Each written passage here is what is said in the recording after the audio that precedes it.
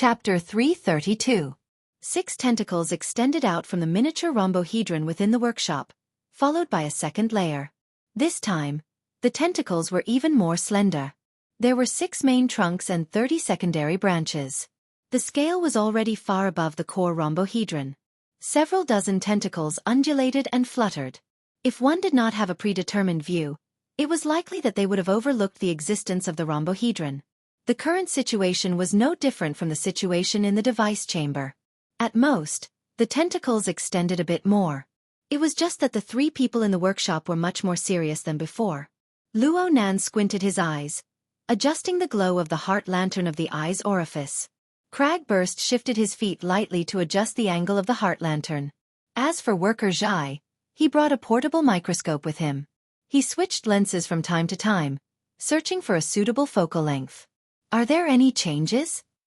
Xuelei was limited by his long-range view. He was unable to distinguish the details clearly. He blinked a dozen times, but he was unable to see anything. In the end, Worker Zhai gave a response. He said, "Wait a moment." He took a piece of tin foil from the workbench and rolled it into a strip. He carefully extended it over, using the tip to streak across the empty region of the tentacle structure. The tip of the tin foil was soon obstructed, and it bent a bit.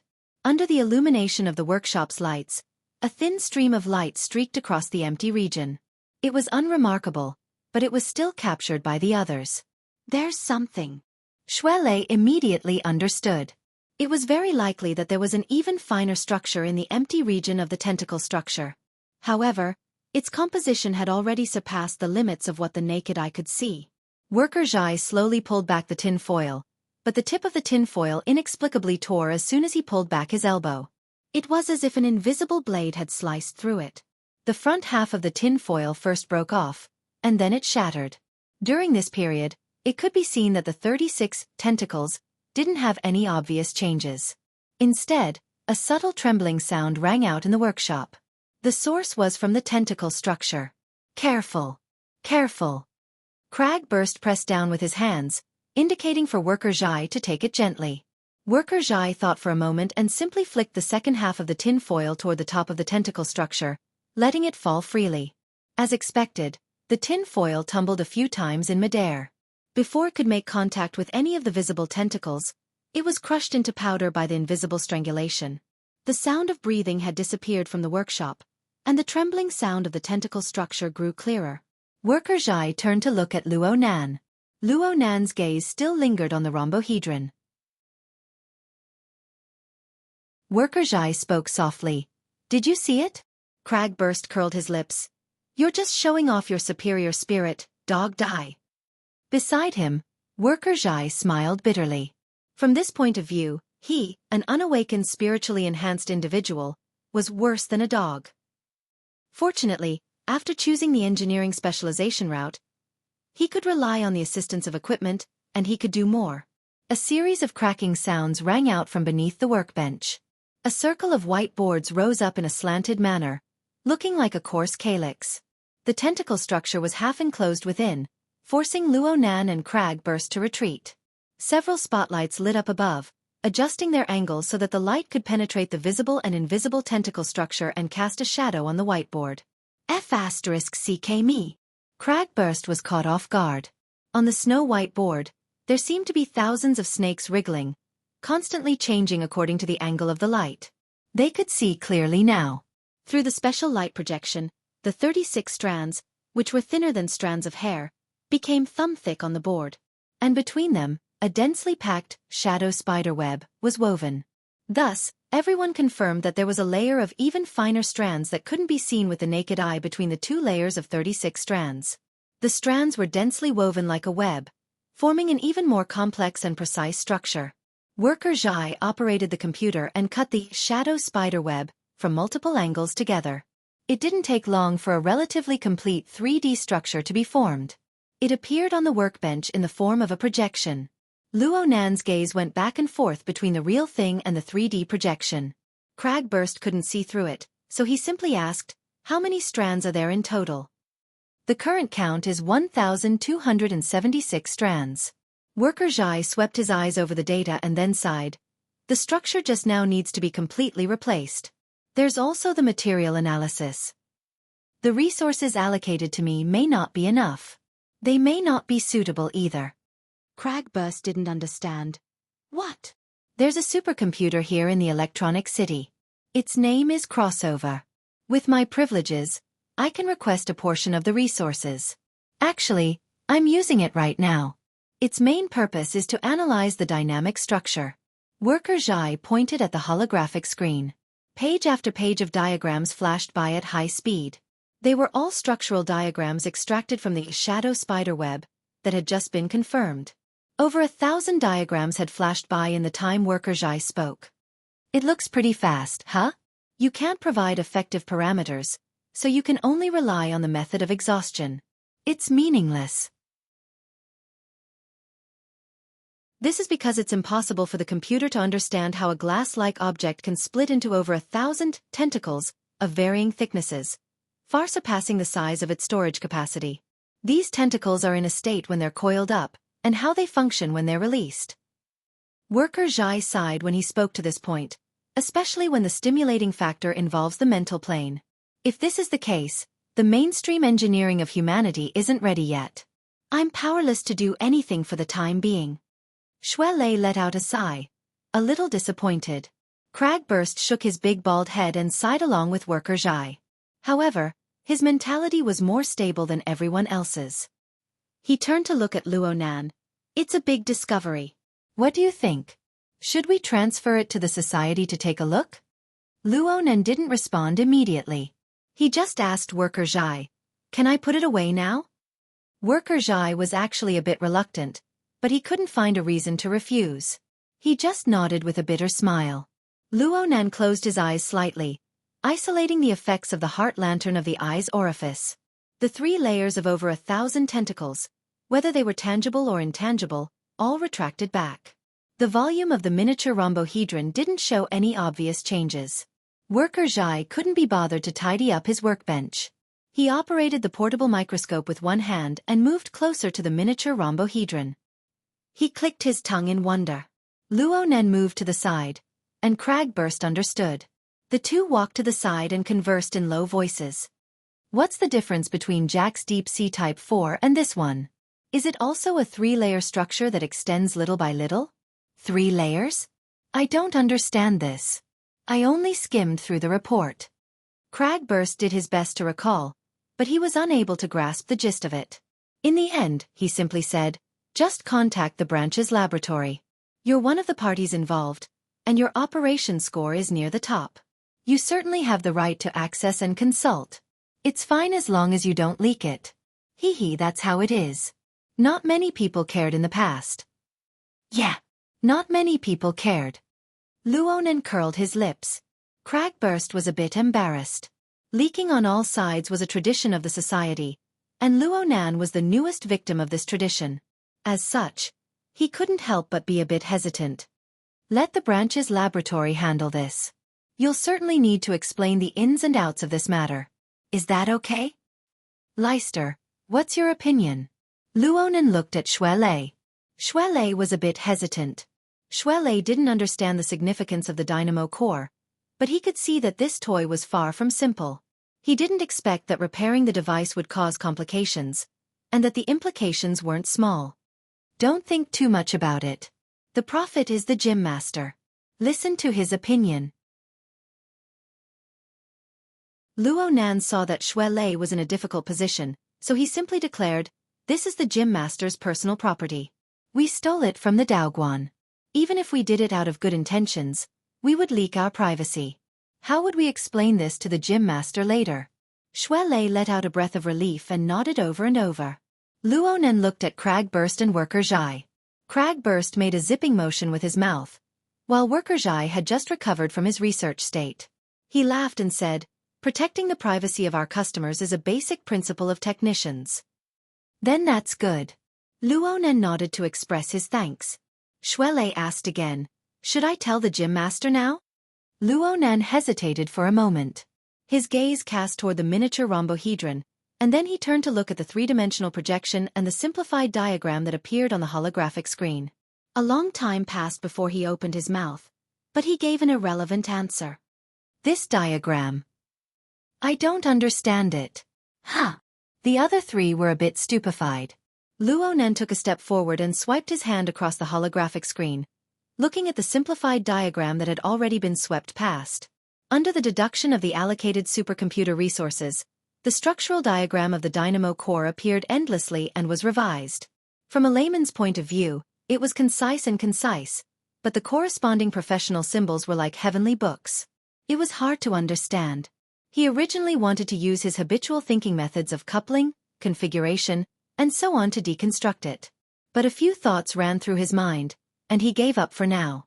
He turned his head and asked, "Worker Zhai, these diagrams are too professional. Can you teach me a bit?" "Which parts?" "All of them." Worker Zhai was a bit startled, but he soon laughed. "It's a long story." The frequency at which Luo Nan's fingers swiped was far from being able to keep up with the speed of the supercomputer's analysis. It didn't take long for Luo Nan to give up, allowing the simple diagrams to sweep past. But the thoughts that popped up before became clearer and more stable. "I want to learn from the beginning. I've always been mediocre in physics. I don't even need to talk about electronic engineering and mechanical design. It would naturally be best if I could make up for it." Worker Zhai looked a few more times, and he suddenly realized that the society member before him, who had already reached a higher level, was still a student. He skimmed over the relevant information. His age of 16 was very eye-catching. "What year are you in high school this year?" "First year." "You're interested in engineering?" "It's useful." Luo Nan was very frank. He started from a completely practical point of view. "I want to understand these structural diagrams. I need to have a concept at the very least." Worker Zhai shook his head and emphasized once more, "I can't do it in a short amount of time." On the other side, Cragburst had already been tripped by Luo Nan's train of thought. He simply rolled his eyes. "Weren't we discussing confidentiality issues? You even said that you wanted to confess to that gym master Xiao and be lenient." "After it's fixed." Luo Nan cut off Cragburst's words and looked at Xue Lei. "The gym master has a strange temper. I can't predict what kind of reaction he will have. If I ask him in a muddle-headed manner, we might not be able to talk. Leister, let's keep this a secret for now. Wait for me to figure out the reasoning behind this, then we'll return it to its owner, okay?" Okay. Xue Lei was actually stupefied, especially when he looked directly into Luo Nan's eyes. Even though Luo Nan's eyes were separated by a layer of contact lenses, and even though the photoelectric signal was transmitted and restored, Luo Nan's gaze was still blazing to the point of terror. He had never seen Luo Nan like this in his memories. Wait a minute. Cragburst raised his hands in an attempt to calm Luo Nan down. "You said you're going to fix it. How are you going to fix it? And you're going to find the branch's laboratory? This is a contradiction. Let me tell you, even the branch's laboratory might not be able to grasp the relevant technology." Luo Nan didn't speak. He just swept his gaze across the room, from Worker Zhai to Cragburst, to Xue Lei, and then to his own hands. Everyone had a share.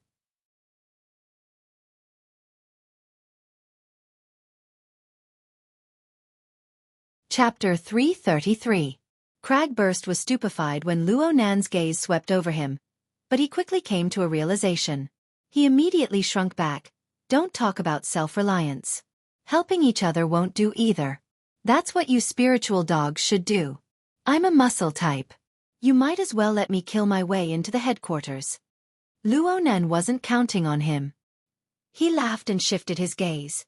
"Worker Zhai, I'll have to trouble you with this matter." Worker Zhai opened his mouth, but in the end, he could only shake his head and smile bitterly. He had already expressed his helplessness on this matter many times. He was not being courteous, but had come to the final conclusion after evaluating the resources and technology involved. How could it be solved with just a please? He heard Luo Nan speak again. "I know that I can't be impatient, and I never thought that I would see results in a month or two. I want to take this opportunity to ask you to help me lay the foundation." Luo Nan wasn't someone who was good with words. He stopped speaking at this point and saw that Worker Zhai didn't refuse on the spot. Luo Nan followed his train of thought and continued, "I'm also on the mentally enhanced side. I'm also on the precision path. Brother Papercut also said that I should naturally get involved in the maintenance profession. I'll learn from you and you'll teach me. We can even exchange pointers. Cragburst saw that Luo Nan was having a hard time organizing his words. He couldn't help but speak up. You guys just happen to learn from each other. These words reminded Worker Zhai of something. His eyes lit up as he realized that this 16-year-old high school student was already an official member of the society. In terms of mental cultivation, he was definitely far above him. Luo Nan was able to have such accomplishments at such a young age. Aside from his peerless talent, Luo Nan should have quite a set of cultivation techniques. At the very least, Luo Nan's was much stronger than his wild fox Zen. In this way, not only would they be able to learn from each other, they would also be able to exchange what they need. He had spent many years outside the entrance of the association. Although he was open-minded, it was still a burden on his mind. Now that there was a new opportunity, Worker Zhai could not help but be tempted. But when he looked at the complicated structure of the shadow spider web and the thousands of diagrams on the screen, he felt a dull pain in his head. Agreeing to Luo Nan's request was easy. But Luo Nan's ultimate goal was still the dynamo core. Luo Nan didn't even have a basic direction for this. It wasn't his style to deceive himself and others. Worker Zhai unconsciously sighed again. Luo Nan knew that Worker Zhai's state of mind had changed somewhat, but there was still a hurdle in the bottom of his heart that could not be overcome. He thought for a moment and walked to the workbench. I heard you say that you're missing parameters, right? Worker Zhai's mind was in a mess. He took off his portable microscope and gently pinched the space between his eyebrows. Actually, it's a problem with the direction of research. The conversion of kinetic energy was only the simplest step. How to store it, how to do the work, and how to present it in such a precise structure. There are too many things involved. I don't know much about engineering, but if you want to talk about direction, I suggest this as a starting point. Do you have a pen? Luo Nan asked for a digital pen as he spoke. He drew a diagram on the 3D projection area, on the shadow spiderweb. With years of experience in sketching, the electronic pen's glowing lines were smooth and smooth. With just a few arcs, it drew a ball at the front of the thickest tentacle. Then, the tip of the pen cut the surface of the sphere, drawing a tetrahedron. Then, at the outer edge, sticking to the end of the tetrahedron, he drew an even larger sphere. Worker Zhai saw the entire process of Luo Nan's operation clearly. He also saw the diagram Luo Nan drew clearly. He was immediately stupefied. Sphere.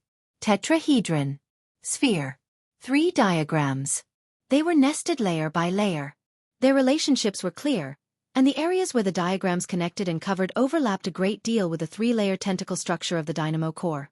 It was not a rigid correspondence, but there was a sense of harmony that was pleasing to the eye.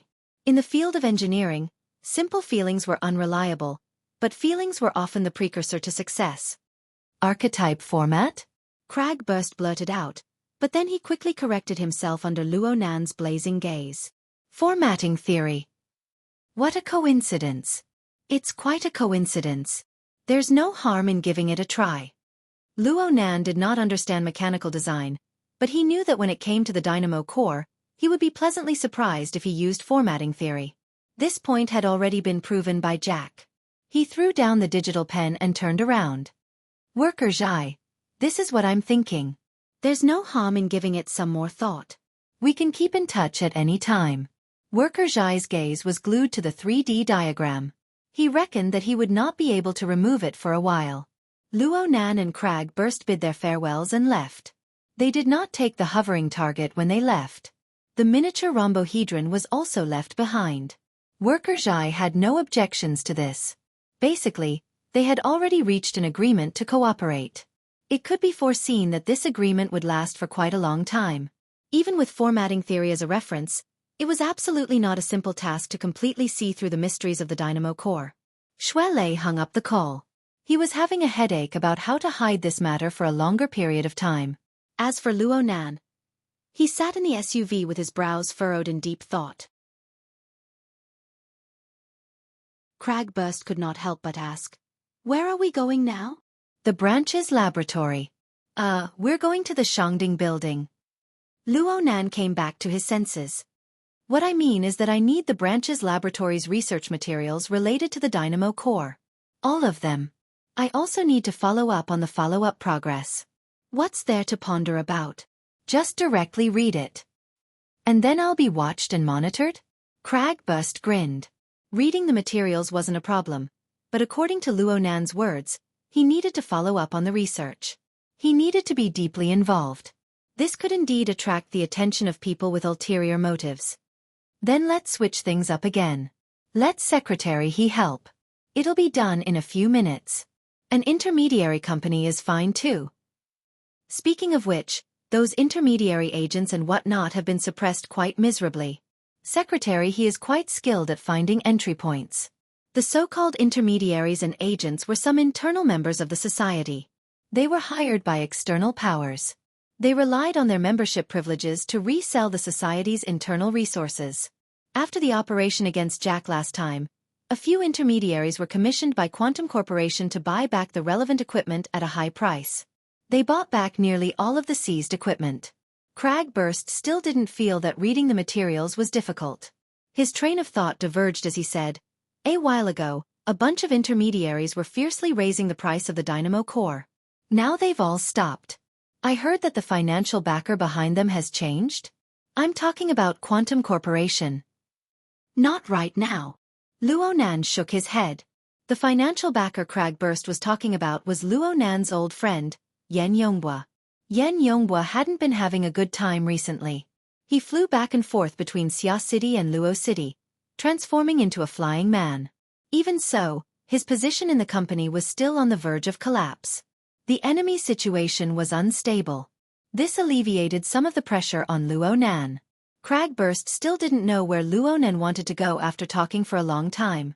He was just about to ask again when a call came through on the psychic wave network. "Ying? I'm on duty today." "That's right. Boss Luo's personal bodyguard. He's right next to me." Kragburst spoke a few words before transferring the call to the SUV's portable multimedia system. The control panel lit up, and the upper body of Zhang Yingying's image appeared. Zhang Yingying was dressed in tight-fitting clothes. There was a bit of sweat on her forehead, and a few strands of hair stuck to her hair. A snow-white towel hung from her neck. She was the same as Shuelei from before. She had undergone a large amount of exercise. She waved at Luo Nan and beamed. "Hello, Boss Luo. Are you interested in swapping pointers? Let me experience your heart lantern of the eye's orifice." Next time. Luo Nan gave a simple answer. Zhang Yingying's invitation lacked sincerity. She waved her hand and ignored it. She changed the subject. "There's something I wanted to talk to you about on Monday. Since we bumped into each other, I'll mention it. There's money to be made. Do you want it?" Luo Nan frowned. "What money?" Zhang Yingying raised an eyebrow. "The money to buy the Devil Ray.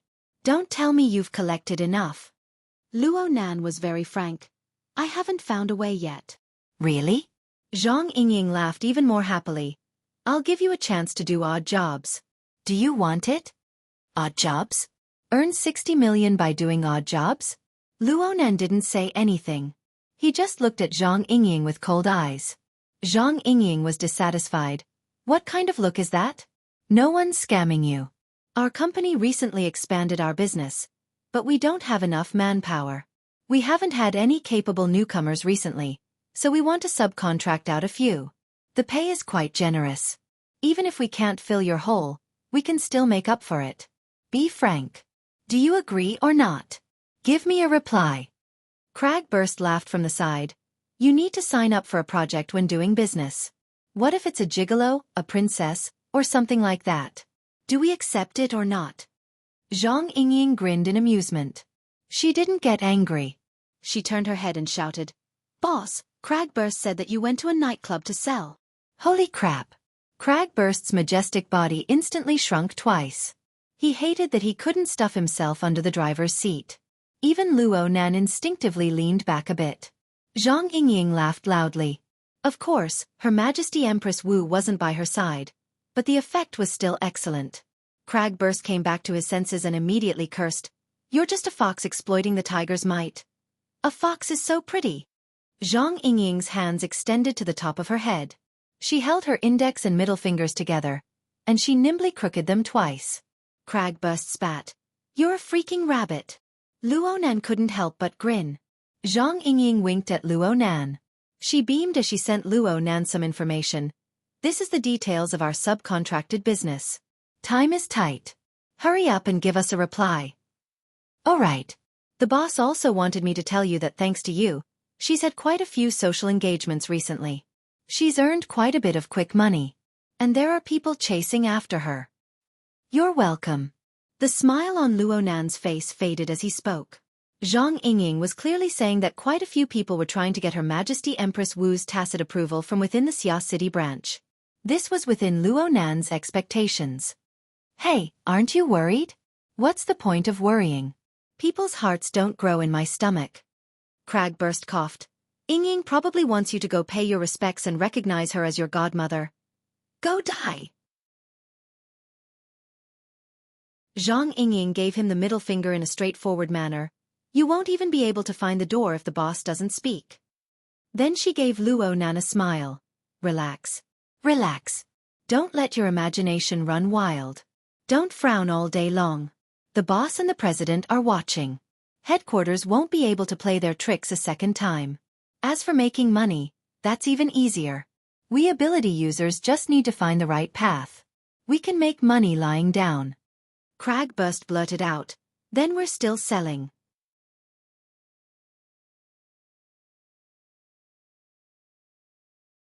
Chapter 334.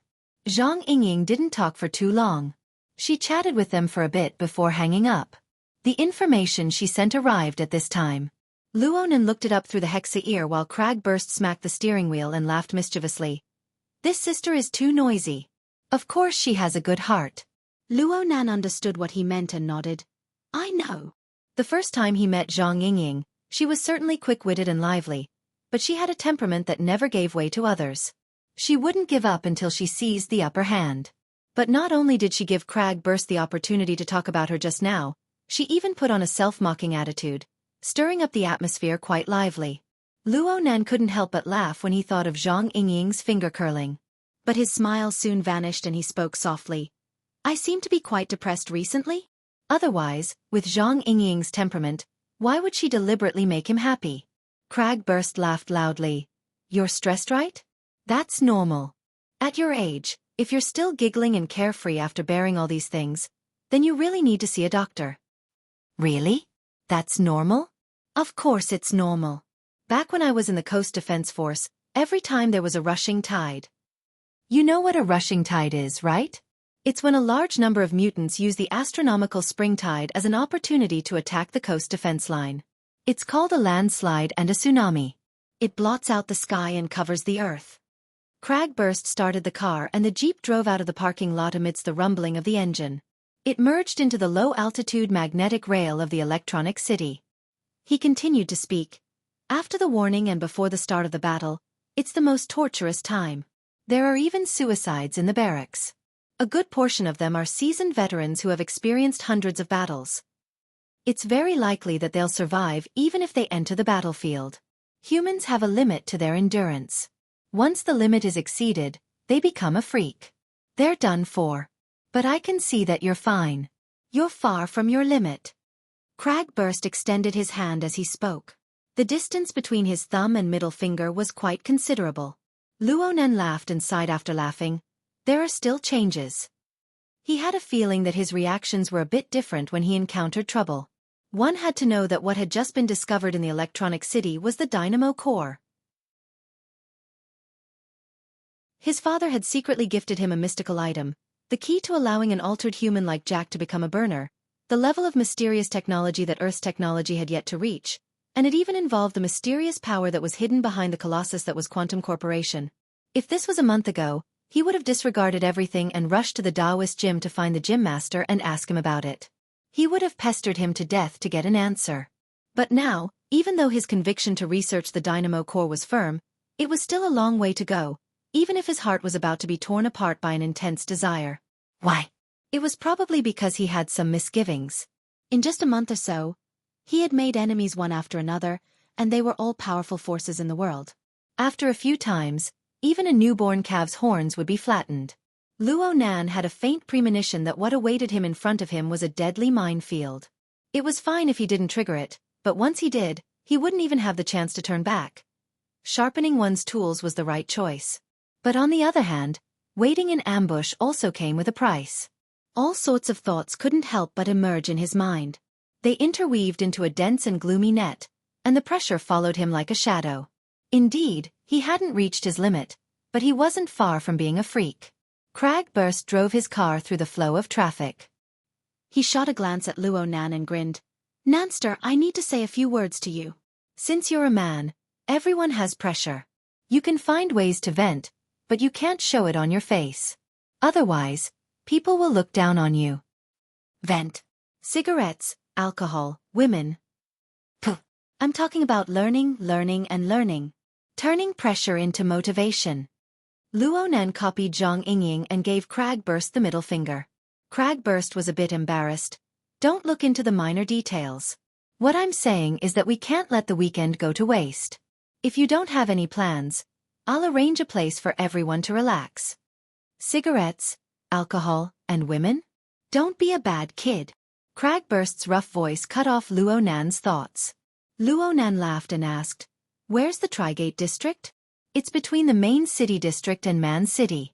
It's almost 200 kilometers away." "Why are we going there?" "Nothing.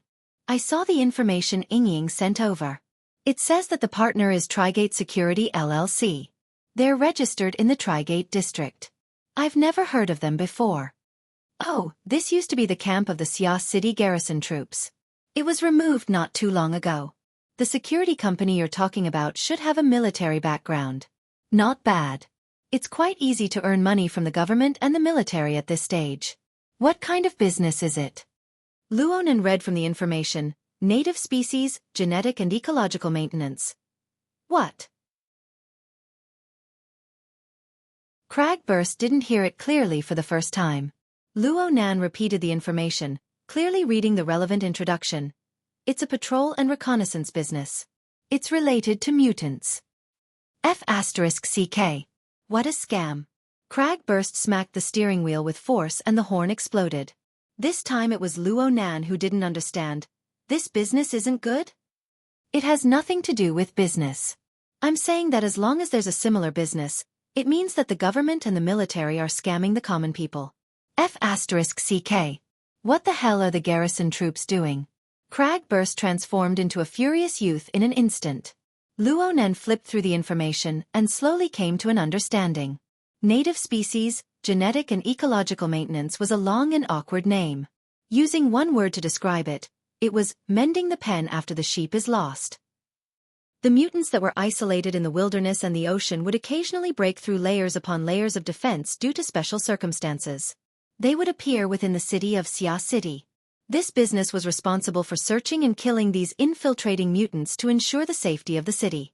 Speaking of which, there were quite a few mutants within the city of Xia City. It was quite popular for rich families to raise 1 or 2 mutants. The great maw basilisk that Rue Wen had killed and the flying devil ray that Luo Nan had subdued were all mutants.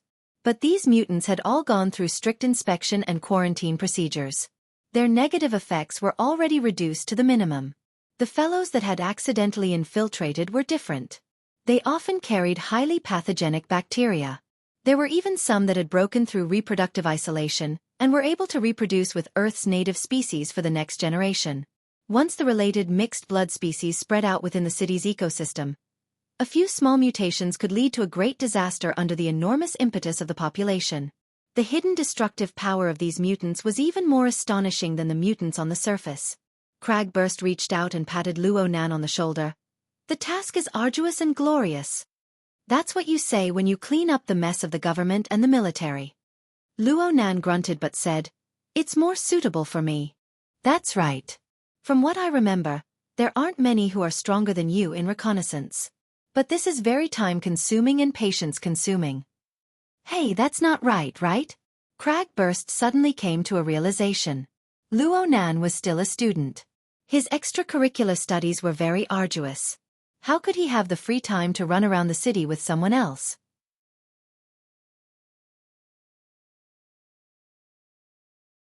Chapter 335.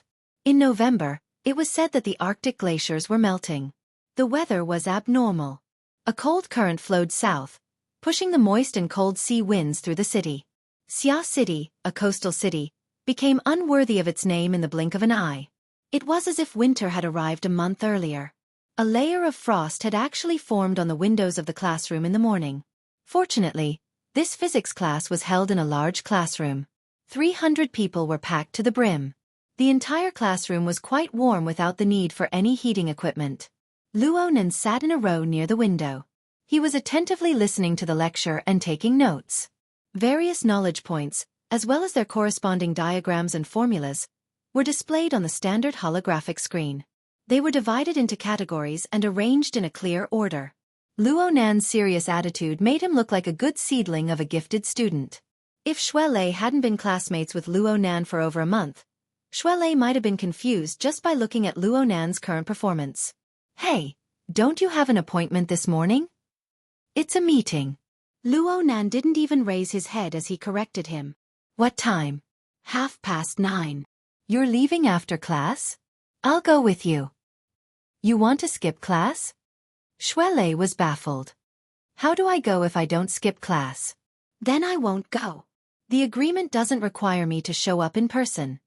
Luo Nan made Xuelei dizzy with just a few words. The bell for the end of class rang at this time, signifying the end of the first class of the morning. The lecturer indicated for a temporary break, and the classroom rumbled with voices. It suddenly became noisy. Luo Nan continued to adjust the structure of the notes on the holographic screen. The core content did not come from him. It was Worker Zhai's handwriting. It practically covered all the knowledge points of the high school level. All Luo Nan needed to do was fill in the details and do the corresponding high-intensity exercises. Needless to say, Luo Nan felt his thoughts become much clearer after a few tutoring sessions with Worker Zhai. There were some immediate results. Luo Nan was neither fast nor slow, but Xuelei was even more confused. He simply gave Luo Nan a push. "What does it mean?" "It means that you have to split your attention and become an incarnation. You have to take care of both sides." And so on and so forth. Xuelei's eyes went wide as he listened. Luo Nan finally finished adjusting the notes while he was in a daze. He stretched his back. Coincidentally, a student opened the window. The damp and cold wind poured in, clashing with the heating inside the room. It actually jolted the spirits of a few drowsy students. Luo Nan and Xuelei both turned their heads to look outside the window. Heading northeast from here, passing through the gaps between the buildings, was the wetland jungle at the end of the ash-gray clouds. Right now, it was also dark over there. The colors of the sky and the landscape were mixed together, and it was hard to distinguish them at first glance. Normally, Xuelei wouldn't mind looking at this scenery. But when he heard Luo Nan mention those arrangements, Xuelei couldn't help but think a bit more. "It's in the forest right now, right?" "Yes, as a supervisor." Luo Nan replied without thinking. He suddenly laughed. "It's really useful." Xuelei was baffled. He looked at Luo Nan again and felt that Luo Nan's smile was quite cold. It was very awkward. Luo Nan didn't speak any further. He stood up and walked to the side of the window, gazing into the distant wetland jungle. The sky was gloomy, and the long river that cut through the forest was not visible. It was like a long gray belt, half hidden and half visible, cutting into the depths of the forest. A few waterbirds flapped their wings and flew up. They could be considered agile, but the scale was far from what it was a few days ago. "Mutant? Oh, King Mutant. That fellow has destroyed this place. Our work will go back 10 years. When the waterbirds flew into the sky, a small wooden boat was sailing on the long river that cut through the forest. There were 4 people on the boat. 2 young men held wooden oars in their hands. They used the most primitive method to power the small boat. Right now they were so tired that their tongues were hanging out. They also had to endure the incessant grumbling of the old man. They wanted to jump into the river and commit suicide for a time. As for old man Wu Zuanliang, who had given them a great deal of mental pressure, he was already 90 years old this year, but his spirit was still hale and hearty. Even long periods of scientific research in the wild were as relaxed as taking a stroll. The sampling and research within the campus was unable to consume his excess energy, And this made his mouth even more idle. I can hear the noise of machinery even though I'm 2 kilometers away. This is undoubtedly pollution.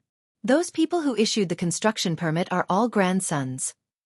The great upheaval a week ago had turned the ecosystem of the wetland jungle into a pot of porridge. The sudden cold wave was like adding hail to snow. It made the various departments of zoology, botany, ecology, genetics. Scholars, professors, and researchers wanted to cry but had no tears. At this time, some people who disregarded the vile situation and still carried out construction work within the jungle had undoubtedly become the target of loathing. Unfortunately, from a realistic point of view, their negative emotions were completely useless. The construction team at North Bank Gear had all kinds of documents. They held the permits of the Environmental Protection Department and the school. The construction process was also carried out in strict accordance with the relevant requirements. It was done impeccably. Wu Zuanliang had tried to take advantage of his seniority to call the construction team to stop so as to avoid an even more fatal impact on the ecosystem of the wetland that was already on the verge of collapse. But the result left him very disappointed and very unhappy. He was unhappy and wanted to complain and vent. In any case, his wife wasn't at his side, so there was no one to reprimand. Before the 2 experimental dogs, who had changed jobs, went completely crazy, a tall woman wearing hunting clothes at the bow of the boat glanced back and said with a smile, "Teacher, in terms of age, there's nothing wrong with them calling you grandfather. It's just that suddenly having a bunch of big nephews gives me a headache." Old Man Wu pointed at her. "At such a young age, you already want to be an aunt. Why don't you find a partner?"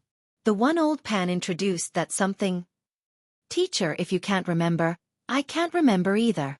The tall woman adjusted the brimmed hat on her head, and then her gaze cut to the 2 suffering experimental dogs.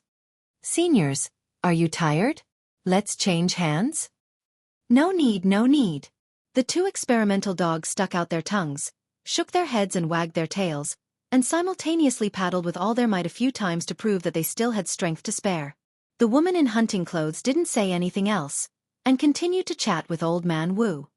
Teacher Pan hasn't been in good health recently, and often suffers from insomnia. Given her personality, she'll think too much when something happens to North Bank Gear. It's better to take advantage of this mess and finish repairing it as soon as possible, so as to avoid more trouble in the future. Hearing the student mention his wife, Old Man Wu smacked his lips and said, "Don't worry about salty carrots," before he didn't say anything else. However, it didn't take long for Wu Zuanliang to look at the messy state of the jungle on both sides of the long river, and he couldn't help cursing again. Mutants are F***ing exterminating things. And Cloud City Water Village actually does foster breeding? That dog's hit aquarium. I shouldn't have agreed to help. Ah.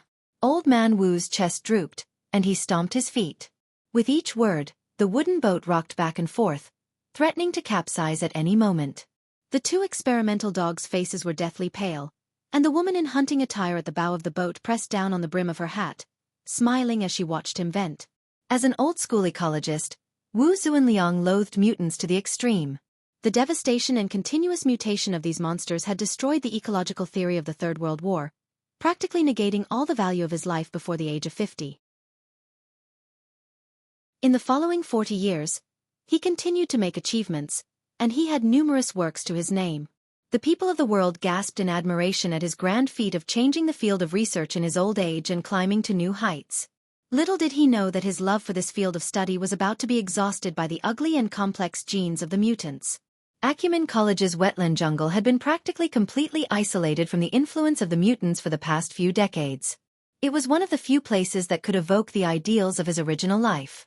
But now, even this place had been ruined. Old Man Wu truly felt that death was better than life. "I'm going to write a letter to the school. No, I'm going to write a letter to the municipal government. Those grandsons of Cloud City Water Village, I'm going to punish them until they go bankrupt." "If you want to write, then write," the woman in hunting attire echoed. At the same time, her gaze swept across the river shore, and she said with a light laugh, "I'm actually more interested in that bald crow. With that kind of body, it's already surpassed a raven, right?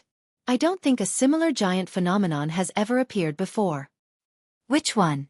When Old Man Wu turned his head to look, the large black-winged bird circling in the air had already disappeared into the depths of the forest, disappearing without a trace. It just so happened that the river curved at this moment, and the forest ahead was sparse. Another part of the lake had opened up, and one could faintly see gear standing on the north shore. It was covered in rust. When he truly saw the building, Old Man Wu, who had previously been muttering curses, became silent. He looked for a long time before turning his face and asking about the crow. "Did you get a picture?" "It was sent to my mailbox. Teacher, I have an appointment, so I have to leave early today." "Oh, you mentioned it yesterday. Go, there's nothing to do right now anyway." "Oh, the four sides of this place aren't touching. Let young deer and the others row a bit more." The two experimental dogs' hearts were filled with tears, but they still had to agree. "Yeah, it's a bit. Let's row a bit more. Just go straight to the shore. It's impossible for teachers' students to get lost in the forest." Old Man Wu laughed heartily. A moment later, the wooden boat neared the shore. The woman in hunting attire gracefully leapt ashore, and the small boat moved forward, pulling apart the distance. Old Man Wu shouted, "Let's go home and eat tonight." "No need. Someone's taking care of our meals." The woman in hunting attire waved her hand, turned around, and entered the forest, disappearing without a trace in the blink of an eye. Old Man Wu sat back on the boat and turned his head to look at the gear building on the opposite shore. He sighed and patted the side of the boat. "Control the speed. Don't forget to take samples." In the span of a few days, the North Shore gear, which had burned quite a large area, had already more or less recovered from its exterior appearance. The overall feeling of having been scoured by time made it not require too much of an external appearance. The current project was mainly the installation and remodeling of the internal equipment. On the day of headquarters operation, the destruction caused by that damned tank had practically razed the central control room to the ground. When the Devil Ray had put out the fire, the water cannon it had released had also caused a large area of electrical circuit damage. All kinds of pipelines had to be buried anew. The construction workers and technicians were carrying equipment in and out. It was a scene of work in full swing. The bald crow flapped its wings to cushion its fall. It steadily landed on the railing of a viewing platform at the top of the building. From this position, it could see the figures of people entering and exiting the building. It could also see some areas inside the building through the glass. Inside the building, there was a construction worker pushing a high-precision imaging instrument. He openly walked around each floor of the building. From time to time, people would come over and input data obtained from other locations, continuously adjusting the parameters and establishing a database that might be even more detailed than the design blueprints. The scope and intensity of the construction workers' work, when converted to value, already far exceeded the remuneration they received from the school.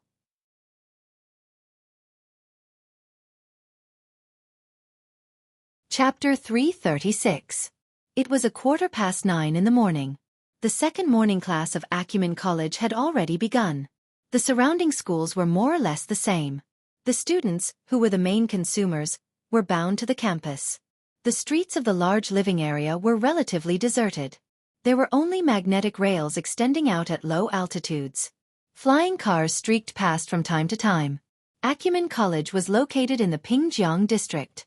It could compete for the throne of the lowest average building height in Xia City. Even though Cloud City Water Village had a super tall building complex in the center, it only made the surrounding environment seem shorter and flatter. The crow flapped its wings and skillfully streaked through the gaps between the surrounding buildings. It soon locked onto the entrance to an underground parking lot. Taking advantage of the pedestrians not noticing, it practically stuck to the top of the doorway and flew in. It twisted left and right and soon arrived at the underground third floor. It found its final target amidst the hundreds of parked cars. Amidst the flapping of its wings, the crow landed on the roof of a commoner's SUV. Its jet-black claws lightly knocked and the sunroof immediately opened, swallowing the crow inside. The car was filled with the aroma of beef. In the driver's seat, a robust middle-aged man held a bag of freshly baked roast beef. He directly stuffed a piece of maroon meat into his mouth. The enormous crow entered the car. When it retracted its wings, it smacked the man's head. He didn't even raise his head. He was very focused. The man's skin was red. This kind of skin color was quite common among Caucasians, but it felt a bit sickly on an Asian. He had a tuft of beard on his chin. It looked like an artist's beard, but it was placed on his face. It looked very crude. The crow sized up this person with curiosity, Then it stood in the front passenger seat. Its claws hooked onto the seat cushion. It stood quite steadily. Its enormous bird body already exceeded 70 centimeters. It stood in the front passenger seat at about the same height as a normal person sitting. The man turned his head to look after swallowing most of the meat in his mouth. He met the crow's jet-black pupils and went, "Oh." He freed a hand and rummaged through the storage box in the middle of the car. He took out a box and tilted the food packaging, pretending to pour it into the box. "Want to eat? If you want, I'll share some with you." This must be someone in the same trade. Otherwise, why would he treat a crow like this? This enormous crow was none other than Luo Nan's pet. It was also Luo Nan's earliest believer, Ink. Right now Luo Nan and Ink shared a view. He could control it, so Ink shook its head. "If you don't want to eat, then forget it." The man stuffed another piece of roasted beef into his mouth and chewed hard. Then, he reached out and grabbed a rubber band-like object from the center console. He put it on his index finger and shook it. It was obvious that the material was flexible and had a purplish-red luster. It was very eye-catching. "Lift your leg." Luo Nan was very cooperative. He sent the command to Ink, and Ink jumped a bit. It raised a claw crookedly. The man used 2 fingers to pull open the rubber band and wrapped it around Ink's shins. Immediately, he tightened the band against the skin. With the claws blocking the lower part, it wouldn't fall off. There was a purplish-red circle around Chi Mo's foot, which was also quite eye-catching. From what Ink could sense, it didn't seem to be affected at all. As the man chewed on the meat, he mumbled, "This gadget is specially made. It's a communication device. It's very simple to use, and it's more suitable for you psychics. You'll know once you try it." A communicator strapped to his leg? Luo Nan pierced it with his mental strength, but there was no response. Then he interfered with the material plane a bit, immediately triggering a mechanism. The rubber band trembled slightly, sending out a corresponding signal. "Hello, hello?" There was no sound in the car. The middle-aged man in the driver's seat tapped his ears. "I hear you." So this was how it could be used. It was indeed quite convenient and effortless. Luo Nan reckoned that even if he didn't comprehend the coupling technique, he would still be able to realize external communication by relying on the paper-blowing interference power from before. Right now, there was only one question. Luo Nan asked through the communication rubber band. "Isn't it a bit roundabout? You can use the hexa ear, right?" Luo Nan still remembered the last time he and Crag Burst acted together. The two used the hexa ear to communicate without hindrance on the psychic wave network. They were able to seamlessly connect to the society's large operation. Why did they need to open a new communication channel? That's your communication network. I can't reach it. In addition, your partner hasn't joined the society. That's all. Partner? Then you. Oh, what's your name, Master? My surname is Jean. Master Jean? Fourth tone. Gujang Jean. You can just call me Old Jean. In any case, I'm just a driver. Luo Nan felt that this person was a bit emotional. Perhaps his situation was similar to Worker Zhai's. He was a person within the circle, but he wasn't an awakened. It was normal for him to be a bit jealous. In any case, this person was a hired employee of the hidden indigo firm. Luo Nan didn't need to worry about his mental state. Zhang Yingying had played such a trick. She had Luo Nan hide behind the scenes and had the spiritually attached crow do the reconnaissance. There was nothing to criticize in terms of safety, but when it came to doing things, there was always a bit of mystifying. Luo Nan needed the cooperation of a partner. Originally, Luo Nan believed that this straightforward driver before him would be his future partner. But from the tone of his voice, it seemed that it was someone else. Knocking sounds rang out from the car window as he was pondering. Old Jean unlocked the door, and someone opened the door to sit in the back. The person wore a brimmed hat, and the shadow covered half of his face. He was quite mysterious, and he leaned back just as he sat down. His body movements were quite relaxed. Old Jean, my partner. Oh, a 70-centimeter bald crow. He's a giant. The person in the back swept his gaze over Ink, who was sitting in the front passenger seat. He immediately let out a gasp of admiration. Normal bald crows were around 50 centimeters in length when they reached adulthood. Ink's physique far exceeded that. Just a search on the internet would reveal this. But this person was able to distinguish the species of crows with a single glance and was well versed in the relevant knowledge. He should be an enthusiast or a professional. The person took off the brimmed hat as they spoke. Her black hair hung down like a waterfall, setting off a bright and beautiful face full of vitality. It seemed to brighten up the dusky car. Yes, this was a woman. She looked very young, around 20 years old. Her skin was a healthy wheat color. It wasn't dark, but it revealed a bright luster of life. To use a common saying, she was full of collagen, displaying an abundance of vitality. She casually tied her hair into a high ponytail. It could be seen that she was quite tall. When she straightened her back, her head nearly touched the roof of the car, and the hunting clothes on her body were tight, making her figure appear all the more curvaceous. "Old Jean, I'm not late, right? Look at the speed of the car." Old Jean gave a simple reply. Then he poured the entire roast beef from the bag into his mouth. His cheeks bulged as he chewed with force. He knocked on the control panel, and the car started up in smart mode, driving out of the underground parking lot. Luo Nan was speechless at such a bold way of eating. The beautiful woman in the back seat extended her hand over at this time. Luo Nan instinctively felt that she wanted to shake his hand and greet him. He wanted to order Ink to extend its wings in response, but the crow's head had already been struck. Then it was rubbed left and right. This crow isn't bad. Oh, or should I say spirit bird, lich, or shikigami? Which one sounds better? Peony has brought along a communication device. You two can directly talk. Old Jean spoke vaguely, giving Luo Nan an introduction. Peony? Luo Nan touched the rubber band and gave it a try. Hi, Mr. Crow. Hello. Hello. In any case, Miss Peony, it would be even better if you could stop pressing on Ink's head. This giant is called Ink? That's easy to remember. It'll be easier to greet him in the future.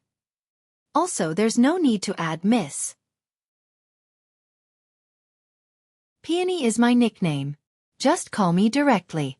Then you can just call me Crow. According to Zhang Yingying's explanation, everyone participating in this operation didn't know his true identity, including his partner. Of course, this was another layer of insurance, so Luo Nan accepted it. Peony laughed. Her eyes were very beautiful, and the corners of her eyes were very long. There was a clear reclining silkworm under her eyes, and the color was bright and moist. When she laughed, her eyes would curve into exquisite crescent moons. It was very alluring. Okay, I'll leave Mr. to Ink. Mr. Ink sounds pretty good. Scratch. Ink's fuzzy self-awareness awakened when he heard someone say his name in succession.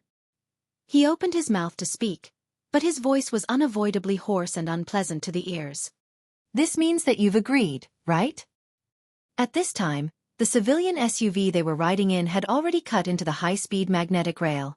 According to the driving route, they needed to take a detour from Cloud City Water Village to rise into the sky. Crow shot a glance at the skyscrapers that towered into the clouds in the distance as he changed lanes. He especially looked at Ocean Sky Cloud City, which was at the very front. He couldn't see the details of the building from his position, but waves of tourists had come over since a week ago. They especially loved the viewing platform on the 142nd floor of Ocean Sky Cloud City. They stayed for half a day or even a day at a time. Not only did they use the viewing binoculars on the platform, they also brought all sorts of equipment with them. They watched with great delight. This group of tourists formed an interesting contrast with some of the construction workers of gear. There were also many types of data and information exchanged between them. It could be said that they thoroughly researched gear from the inside out. What was even more interesting was that the origins of these people were quite complicated from the current intelligence. There were at least 4 or 5 groups of financial backers. There were conflicts between them, but there were also collaborations. They each showed off their schemes and played to their heart's content. But no matter how they fought openly and covertly, these people all had a clear goal. They were all observing and speculating. Was there a deeper secret in this building called gear? Could they do something about it? Therefore, Luo Nan understood that gear seemed quiet right now, but it had already sunk into a turbulent undercurrent. Moreover, it was sinking deeper and deeper. As for why it was like this, the reason was still unclear. The pressure. Nothing was said along the way. 15 minutes later, The car drove into another underground parking lot. This place belonged to a certain business hotel in the city district. This area was connected to the recycling stratum. When the car went down, a dispirited and deranged figure wandered about on the other side of the thick wall. His line of sight was unable to penetrate the car and the thick wall, but the area with a radius of 30 meters was within the range of Ink's perception. It transformed into a detailed scene that was reflected in Luo Nan's mind several dozen kilometers away. Under pure observation mode, whether it was Luo Nan himself or his believers, their mental strength could penetrate through walls. There was nothing it couldn't reach. The only thing that could be limited was the limited range that they could cover. A radius of 30 meters. This was the current limit of Ink's natural perception. However, Luo Nan could also use telekinesis and other methods to temporarily expand it by a large margin. Luo Nan compared the relevant information and felt that this kind of ability was already enough. The car stopped precisely at the center of the parking lot. The elevator was right in front of it. Old Jean smacked his lips. He had already swallowed his beef clean. Get off the car. There's nothing else for me to do.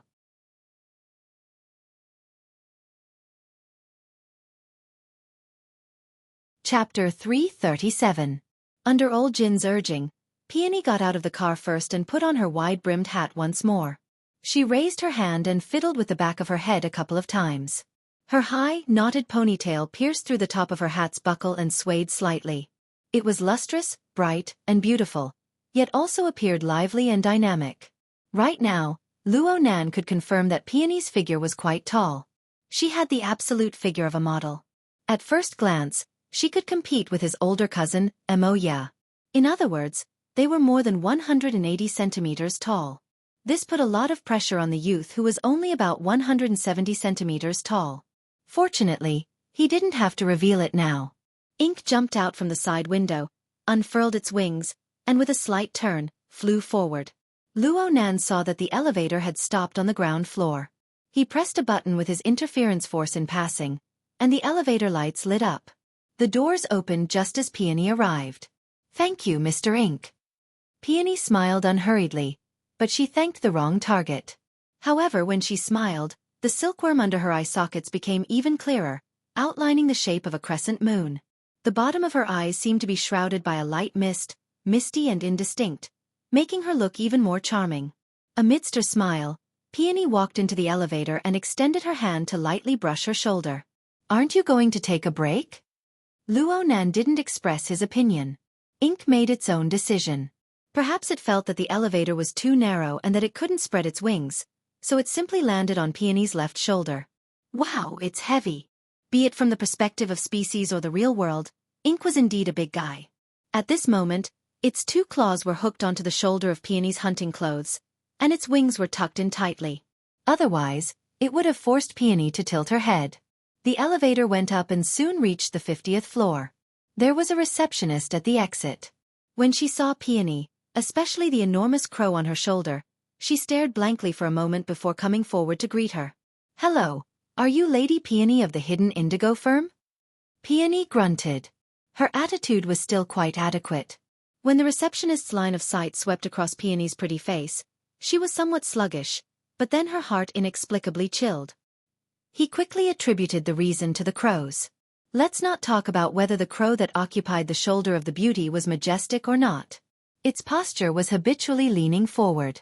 Its height seemed fine, but its tail feathers and head formed a slanted line.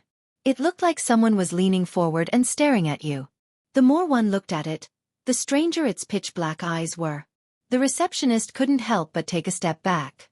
Realizing that she had lost her composure, she smiled awkwardly and took the opportunity to lean sideways. She gestured with her hand. This way, please. Peony nodded and walked into the small conference room ahead. The room was about 40 square meters. The tables and chairs were arranged in an oval shape. The center was empty, and there was some equipment inside. At this time, the equipment was not turned on, but most of the chairs were already occupied. There were about 20 people. The appointed time was 9:30, and it was already 10:32. They were 2 minutes late, but the meeting hadn't started yet. It seemed like they weren't the only ones who were late. Seeing Peony come in with an enormous crow, everyone in the room turned their heads to size her up. Peony maintained her polite and distant smile. She withstood the gazes of everyone and directly found a place to sit down. She also brought out a curious gaze and swept it over the faces of everyone in the room. Her body language was very relaxed. Ink jumped down from her shoulder and stood on the table in front of her. Under Luo Nan's repeated warnings, Ink folded its wings and shut its mouth. It didn't utter a single sound, but its head twisted back and forth and its eyeballs followed suit. The beauty and the crow shifted their gazes and switched their targets at the same time. One person and one bird were brazenly watching the other participants. In the end, it was these people, who held the advantage in numbers, who couldn't take it anymore. They diverted their gazes one after another. Some of the people in the room had wanted to get closer to the beauty and greet her, but when they saw this situation, they dispelled these thoughts one after another. The atmosphere was bewildered and awkward. And so, of the 20 or so people in the conference room, only Peony's expression didn't change from beginning to end. Luo Nan couldn't help but admire her. He had Ink as a cover, and he was several dozen kilometers away. He had no misgivings. And Peony's performance was clearly experienced. She was calm and composed, unyielding and imposing. I wonder what kind of work she does in the hidden indigo firm? Luo Nan discovered that he had been so busy these past few days that he was dizzy. He knew very little about his future partner. Right when he was pondering whether or not he should find Zhang Yingying and ask her for some information, the door rang out again. Another person entered the room. After a brief pause, the person walked straight over. The person simply pulled out a chair next to Peony. Only then did he bow and smile. "Can I sit here?" "Feel free." Peony turned her face to the side and roughly sized up the person. She didn't refuse. The person sat next to Peony. He was a young man wearing casual clothes.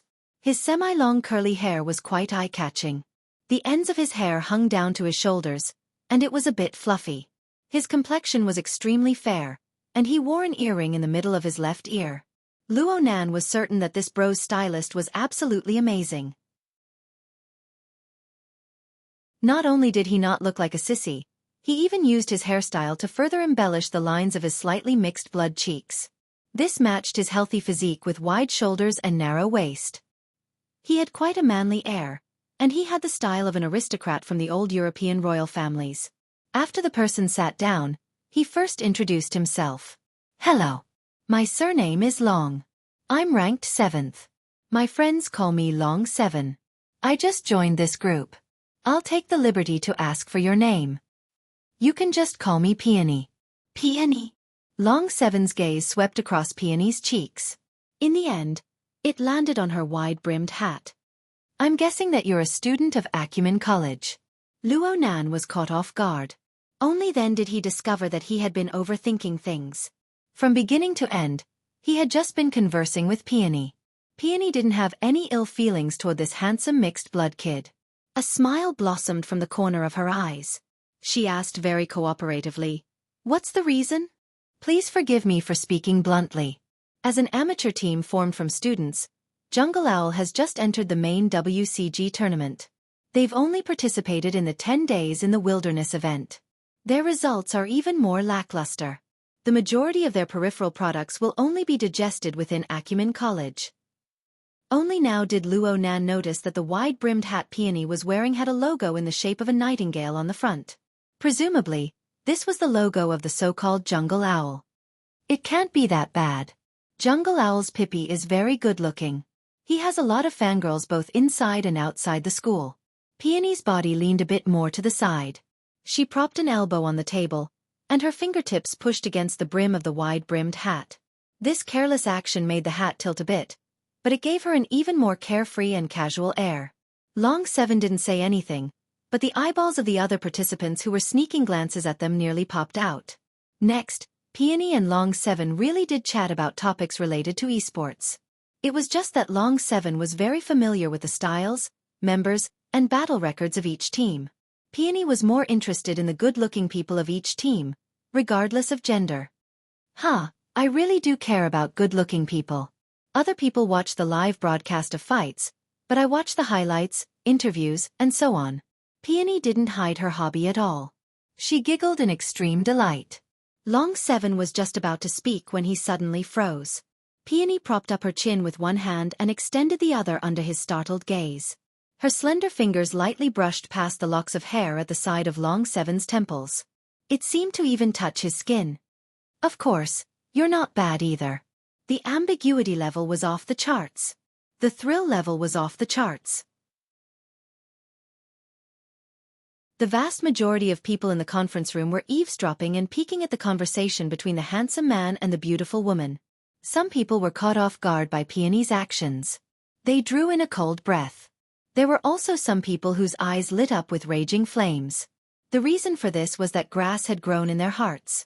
Long Seven instantly recovered from his astonishment. He instinctively reached out to grab Peony's probing fingers, but he was still half a step too late. Peony's slender hand noiselessly pulled back, but her thumb and forefinger were pinching a dazzling silver earring. It was the one on Long Seven's ear. Seeing the object on Peony's fingertips, Long Seven's complexion became grave for the first time since they met. "Miss Peony. Just call me Peony." Amidst this seemingly familiar conversation, Peony's posture didn't change. She merely pinched the earring and brought it closer to her eyes, sizing it up in detail. Later on, her fingers clearly exerted more force, but the earring that resembled a fine loop didn't react. Long Seven's complexion was heavy. Just as he was about to say something, the beauty in front of him extended her slender hand again and delivered it to his eyes. "It's a pretty good earring. Is it platinum?" Long Seven didn't answer Peony's question. In the first instant, he took back the earring and put it back on his ear. His taut face relaxed a little, but he could no longer return to his previous cheerful state. The atmosphere became increasingly strange. Ink sensed the change in the atmosphere. It subconsciously flapped its wings and even dropped a feather. Peony casually picked it up and giggled as she poked Ink's head. She minded her own business and played happily. It seemed that she didn't take Long Seven's change in attitude to heart in the slightest. What a self-centered woman.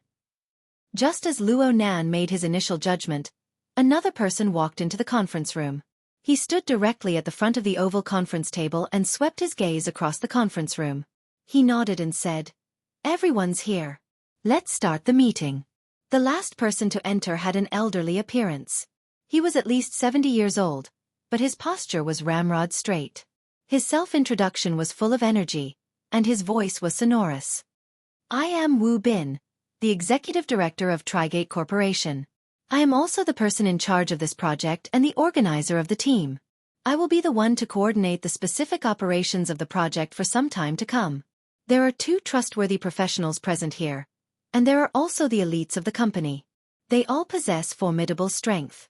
I believe that this maintenance operation will certainly achieve satisfactory results." Wu Bin's words were a bit bureaucratic, but this was in line with Trigate Corporation's judgment of having a military background. Wu Bin's words were inflexible, but this didn't mean that his brain was rigid. Wu Bin knew very well that this was the first time the experts he had invited were meeting with the members of the team. They needed to have an intuitive understanding. He took advantage of this opportunity to point at the subordinate beside him. "We'll start with you. Make a self-introduction." The subordinate suddenly stood up. He was just about to speak when Peony raised her hand from the middle of the conference table. Her fingertips were still holding the inky and translucent blue crow feather. "Director Wu, the Hidden Indigo firm hopes that you can explain the personnel composition of the operation team first. According to the contract signed between the firm and your esteemed company, we should be the sole professional instructors and commanders." "2 professionals. What do you mean by that?" Her words silenced the pitiful subordinate. He could only look stupidly at Wu Bin.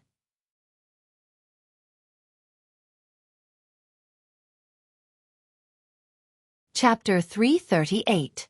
Wu Bin furrowed his brows slightly when faced with Peony's inquiry. Then he revealed a smile and said, "It's like this. According to the latest intelligence, some of our targets have the ability to spit out large doses of radiation for a short period of time. They like to live in radiation zones, so I specifically invited Mr. Long Seven." Wu Bin extended his hand as he spoke. Long Seven was very cooperative. He stood up to greet the people present. His bearing and demeanor were first-rate. His natural and relaxed body language diluted the awkward atmosphere in the conference room. There should be applause here. The participants really did start clapping. Wu Bin invited Long 7 to sit down and continued, Mr. Long 7 is a professional talent recommended by Northern Hope Corporation. He possesses the special ability to use radiation harmlessly. Northern Hope Corporation's vision is worthy of trust as the world's top provider of human resources solutions. I also believe in Mr. Long 7's professionalism. At the same time, please believe in our sincerity in cooperation and our ability to fulfill the contract. Luo Nan already had a rough judgment when he heard this. This team should have frequent dealings with ability users. Talking about special abilities was as natural as drinking water to them. They didn't pay much attention to ink, a strange pet. Presumably, they were rich in experience and didn't find it strange. This saved them a lot of worry. Peony interlaced her 10 fingers. The back of her hand arched slightly to support her chin. She appeared to be even more focused. However, the crow feather that lightly scratched the side of her face revealed a bit of interest. Of course, no matter what position a beauty was in, she looked good. She also had the wonderful effect of dispelling the negative emotions of others. She smiled just like this. The firm has no doubts about your company's strength and reputation. But out of professional considerations, all matters must be led by the firm during the investigation and target locking process. This point cannot be changed because of the team's composition, the target species, the environment, and other factors. Wu Bin immediately responded, we won't go back on the matters emphasized in the agreement. Peony's gaze switched to Long 7's face. The firm will not be responsible for any losses caused by the partners or team members who violate the terms of the agreement during the operation. We will withdraw from this project according to the agreement and demand compensation. Wu Bin confirmed, no objections. Long 7 gazed at Peony from the side. 2 seconds passed before he laughed. I provide specialized services. Miss Peony oversees the overall situation. The two don't contradict each other. I will certainly abide by the relevant provisions. Peony laughed as she sat up straight. She tossed the crow feather on the table. Then I have nothing else to say. Wu Bin secretly heaved a sigh of relief. A bold smile appeared on his face. Since we're a team, it's best to communicate in time. Being able to point it out like Miss Peony can eliminate many problems. Although he said this, he wasn't willing to let Peony open her mouth again. He indicated that the personal introduction should quickly begin. Immediately, the team members introduced themselves one by one, as well as their positions in the team. Very soon, it was Peony and Long 7's turn. Draconic 7's appearance was rather noble, but he had a sense of community. He took the initiative to introduce himself. Director Wu mentioned just now that he's mainly interested in my radiation decontamination ability. I won't talk about that. In addition, I've also done some research on firearms and exoskeleton operations. Peony suddenly interrupted him. What kind of exoskeleton? Military? Police? Or a deep blue walker? Long Chi smiled and replied, anything is fine. Oh, sorry for my rudeness. Though she said this, Peony wasn't surprised in the slightest. She casually raised her hand, indicating that it was her turn. As you can see, my special ability is to control birds to carry out wide-area reconnaissance. In addition, I can do some intelligence integration and analysis work. It seems like the team already has an intelligence officer? Wu Bin immediately declared, we will definitely cooperate well. Axel Thor is mainly in charge of communication and information sharing. He's a very good assistant. Intelligence Officer Axel Thor, who had just introduced himself, stood up once more and greeted Peony. Afterwards, he didn't sit down again. Instead, he followed Wu Bin's intentions and began to introduce the specific information of the operation project. This wasn't just a report to Peony and Draconic 7. The vast majority of the people in the conference room were elites of Trigate Security's operations department. However, they didn't have the authority to inspect certain key information. It was necessary to carry out a comprehensive explanation. The light in the room dimmed, and the projector turned on, projecting a different world inside. The light in the background was that of dusk. The setting sun shone at an angle, and the dark red soil of the desolate plains was folded layer upon layer. It absorbed the multicolored light, like a surging wave of blood that froze in an instant. It piled up into an uncountable number of hills and ravines, extending all the way to the ends of the world. The wilderness. Wave peaks and hills? Draconic 7 muttered. He seemed to be talking to himself, but he also seemed to be deliberately communicating with Peony. Peony turned her head to look at him. You're very familiar with the surrounding terrain of Xia City. I run around once in a while. In the time it took to say 2 or 3 sentences, the aerial image continued to push forward. At the end of the monotonous horizon, the altitude gradually dropped, revealing a blood-colored hilly region. This caused Draconic 7's words to be filled with foresight. The camera gradually locked onto the target. In the skies above the hilly region, countless black dots circled in the dusky sky.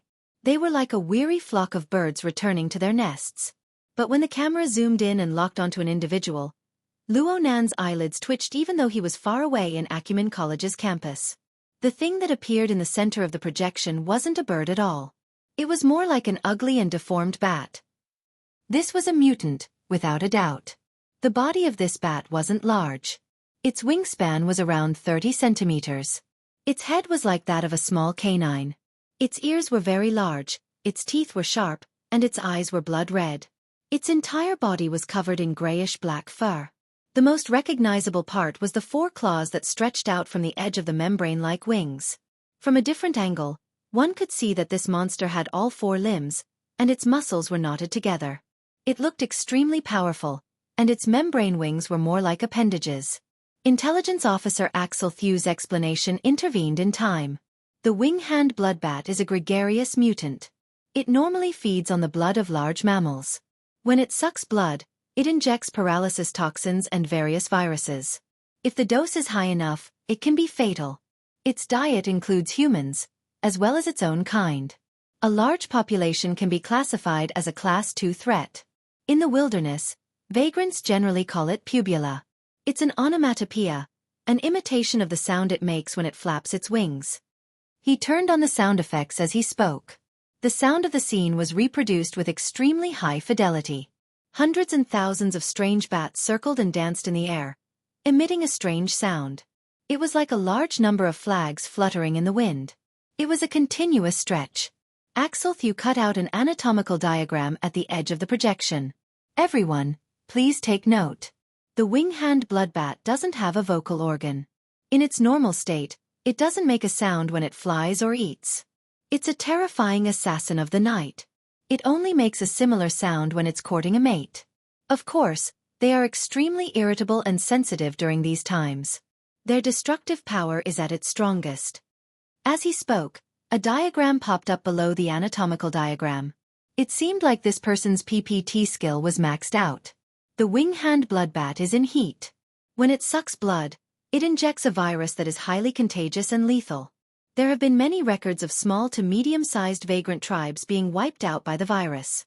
For example, this place is the ruins of a vagrant tribe that perished. The camera's perspective shifted. One could see that there were some empty holes on top of the hill. They were quite regular, serving as doors and windows. These were the crypts, commonly used by vagrant tribes. They were relatively sturdy and had strong concealment. They could avoid the majority of predators in the wilderness. The game 10 Days in the Wilderness had scenes of crypt battles. Even Luo Nan was no stranger to it. It was just that what appeared on the screen was deathly stillness. As the camera switched, a few dried-up corpses appeared amidst the rubble and weeds. Practically every single person's body was curled up. It was easy to imagine that they had experienced a bitter struggle. The conference room was silent. Intelligence Officer Axel Thew continued to explain, "We need to pay special attention to this. According to the latest research, certain mutant wing-hand bloodbats have evolved to have limited control over the virus. I don't know if everyone understands what I'm saying." Long 7 interrupted and asked, "Are you saying that the wing-hand bloodbat can control whether or not the target is infected?" "No. It's the degree of infection. It might even include the probability of mutation. According to the experimental data of a certain research organization, a single wing-hand bloodbat has successfully caused 2 experimental bodies to undergo mutation." Human experiments? Intelligence Officer Axel Thew swept a glance at his boss and shrugged. The data doesn't show this. He didn't continue on this topic. He just patiently introduced all sorts of habits of the wing-hand bloodbat, including the latest results of various research organizations.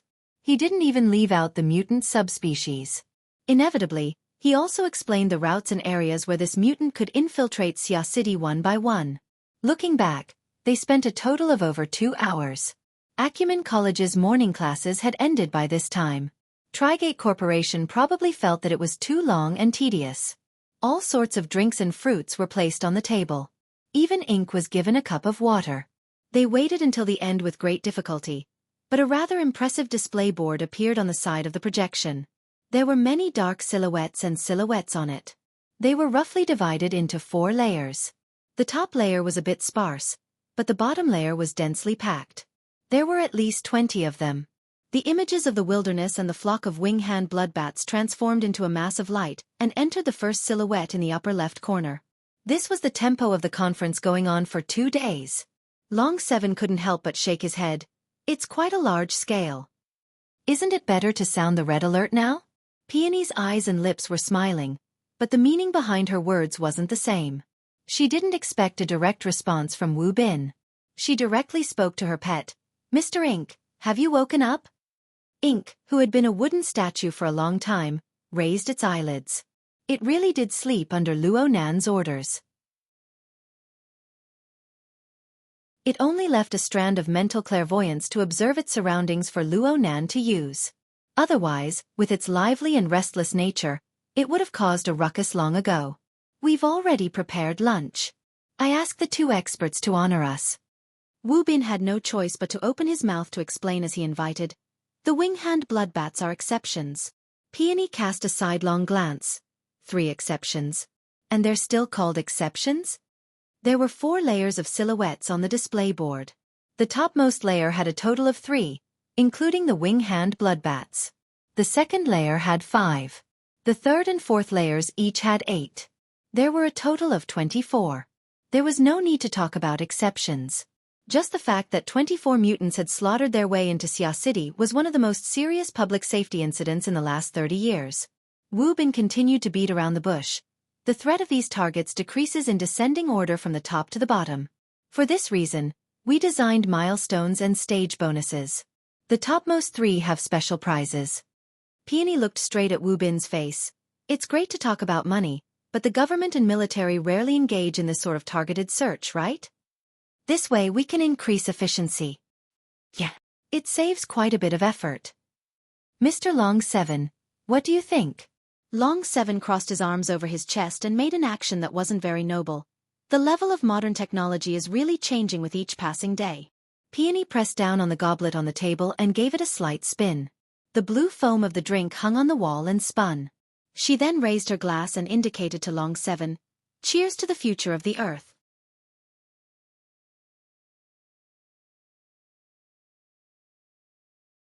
Chapter 339. It was the turn of autumn and winter. The night increased and the sun shrunk. Half of the afternoon club time had yet to pass, but the sunlight that poured into Acumen College was dyed with a layer of blood. It faintly overlapped with the wilderness in the projection. Luo Nan rode the campus trolley to the auditorium. His eyes were half closed, looking like he was sleeping yet not. Xuelei didn't care. He had to split his attention. He had been like this all day. But his wristband vibrated for a dozen or so seconds. He could hear the buzzing vibrations from the side, but this bro still didn't respond. What was the meaning of this? In the end, Xuelei couldn't help but give Luo Nan a push. "Someone's calling you." Luo Nan went, "Ah," and finally came back to his senses. He looked at the contact and picked up the phone. "Hello, third brother." The caller was Hu Huarying. The call connected with great difficulty. He asked right away, "Nanster, where are you?" "I'm heading to Gear." "Okay. Hurry up and get over here. The construction team is wrapping up their work today. The underground facilities can be considered to have been repaired. They called Old Xia, and Old Xia called me. He asked you to come and check it out." Check it out. Luonan felt that it was quite comical. Ever since Gear was damaged by fire last week, it had become a gathering place for all sorts of immortals. There were always 5 or 6 or 7 spies. Check it out for what? Check the amount of intelligence collected by each clan? Of course, this matter had nothing to do with Xie Junping and Hu Huaying. In the end, Luo Nan was too high profile back then. He also displayed extraordinary importance to gear.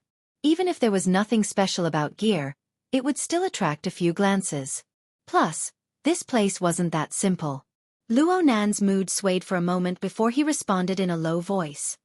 I understand. I'll be there in a moment. Luo Nan hung up and leaned back. He unconsciously furrowed his brows. Xue Lei turned his head to look. You're not having a meeting anymore? Luo Nan grunted. I'm not having a meeting. It's too long. I don't really understand. Actually, his words were a bit insincere. Xue Lei didn't hear it. He was just curious. What did they talk about? It's about mutations, genetic pollution, transmission probabilities, and things like that. Luo Nan used telepathy to inform Peony as he spoke to Xue Lei. He only retained a bit of telepathy to give Inca rain. His attention was completely withdrawn. It was already 4:30 in the afternoon. The meeting had already been going for 7 hours. Luo Nan withdrew, and he subconsciously let out a breath of relief. As time went on, the meeting became more and more involved in various professional discussions.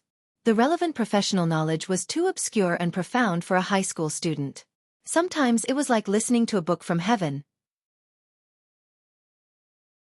Forcefully trying to understand it was extremely taxing on the brain, and there were also inaccurate problems.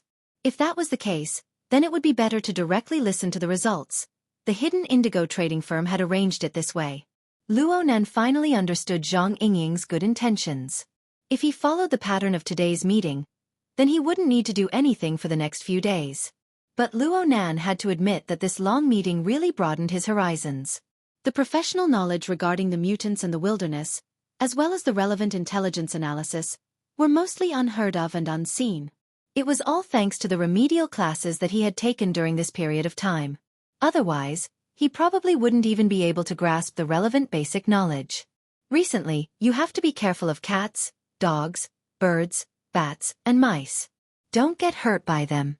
By the way, there's a recycling stratum in the Twin River district. Pay attention to the people. What's wrong?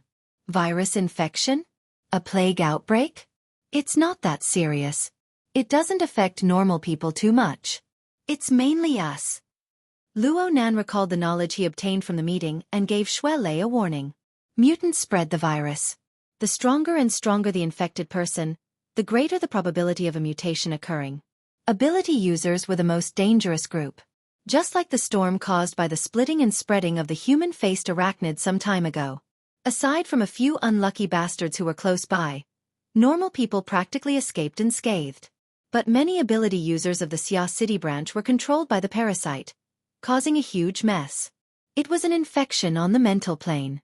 And for mutants like the wing-hand bat, their toxins and viruses were transmitted through the blood. Enhanced fleshly body users were more likely to attract flies.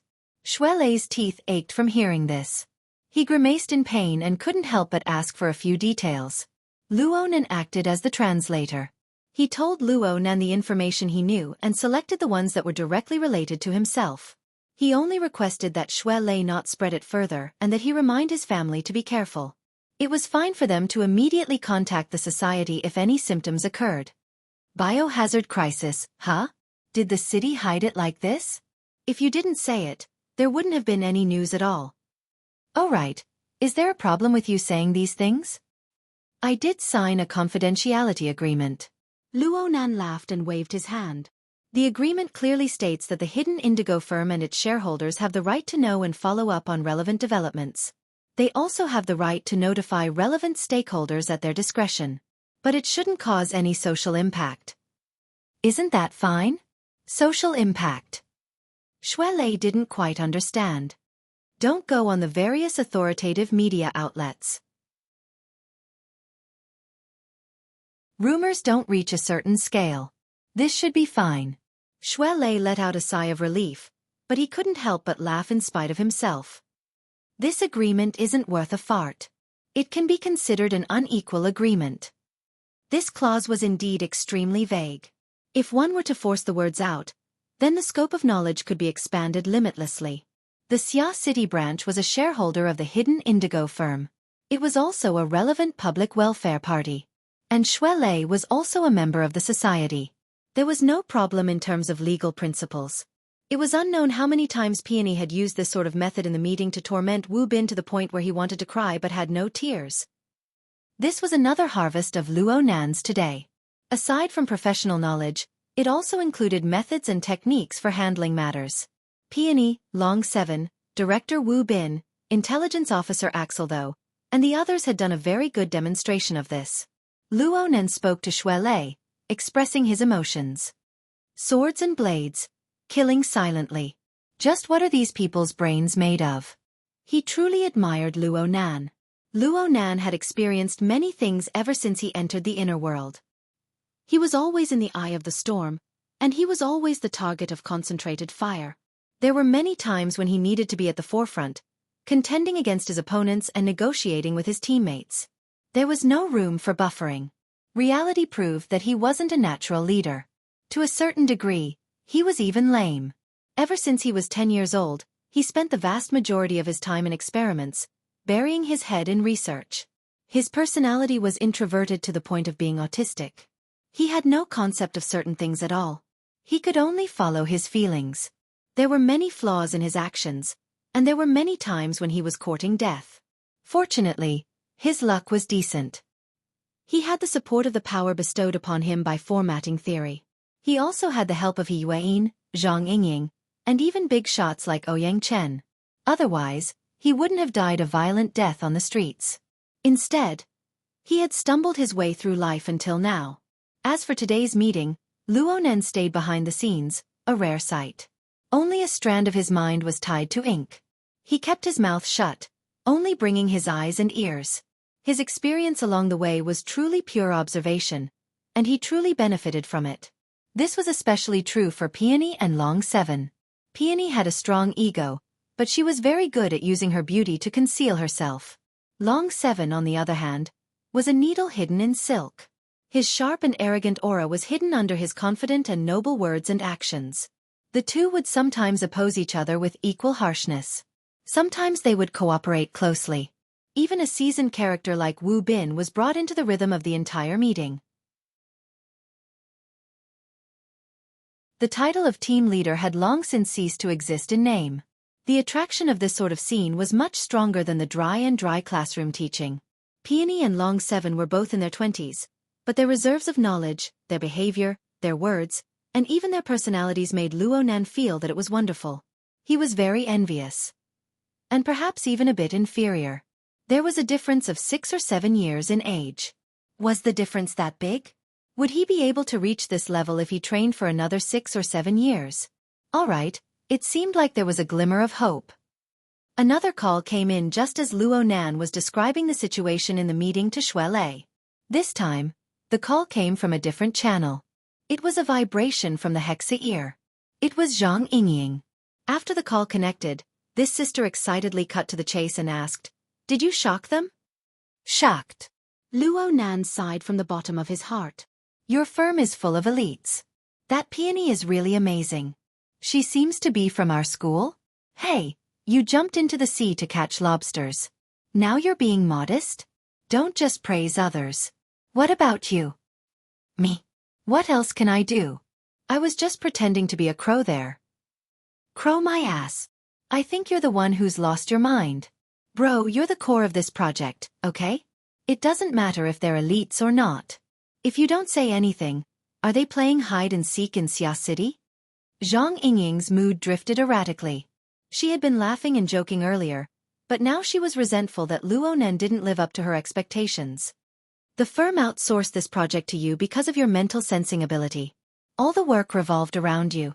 If our firm wants to finish the work, we might as well throw the money into the sea. At least we can hear the sound of it.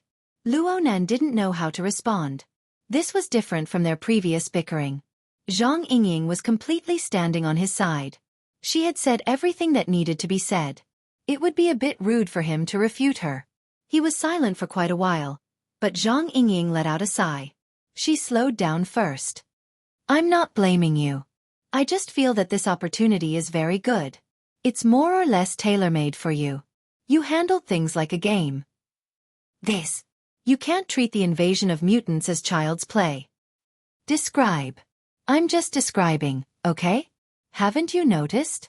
Your biggest problem is that your heartstrings are too taut. Isn't it just searching for mutants? With your mental sensing ability, you're pretty much the only one in Xia City. Aside from the boss and the president, no one can do it better than you. This is your profession, your domain. You're the authority there. If you don't put on airs now, when will you? Oh my god. Luo Nan's silence spoke volumes. Zhang Yingying couldn't help but look up at the sky and let out a long sigh.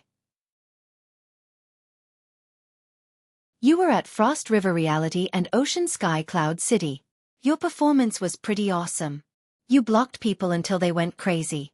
You tricked people until they vomited blood. You killed people until they were completely annihilated. You were freaking godlike back then. It's only been a few days. How come you're shrinking more and more? I'm not shrinking. Luo Nan wanted to clear his name. Yes. You're an old man, but you can't keep it up all day long. Is your brain short of blood? Zhang Yingying's mouth was like a machine gun. She suddenly fired shots. Relax. Relax your mind. What are you nervous about? Are you afraid of losing face? Don't talk about your authority. Even if you're a bit flawed, you don't even show your face. So what if you're wrong? That crow is called ink, right? It's just a mask. With it blocking the front, no one knows who you are. You can laugh, you can curse, you can cry, and you can make a fuss. As long as you don't tell them, who will know?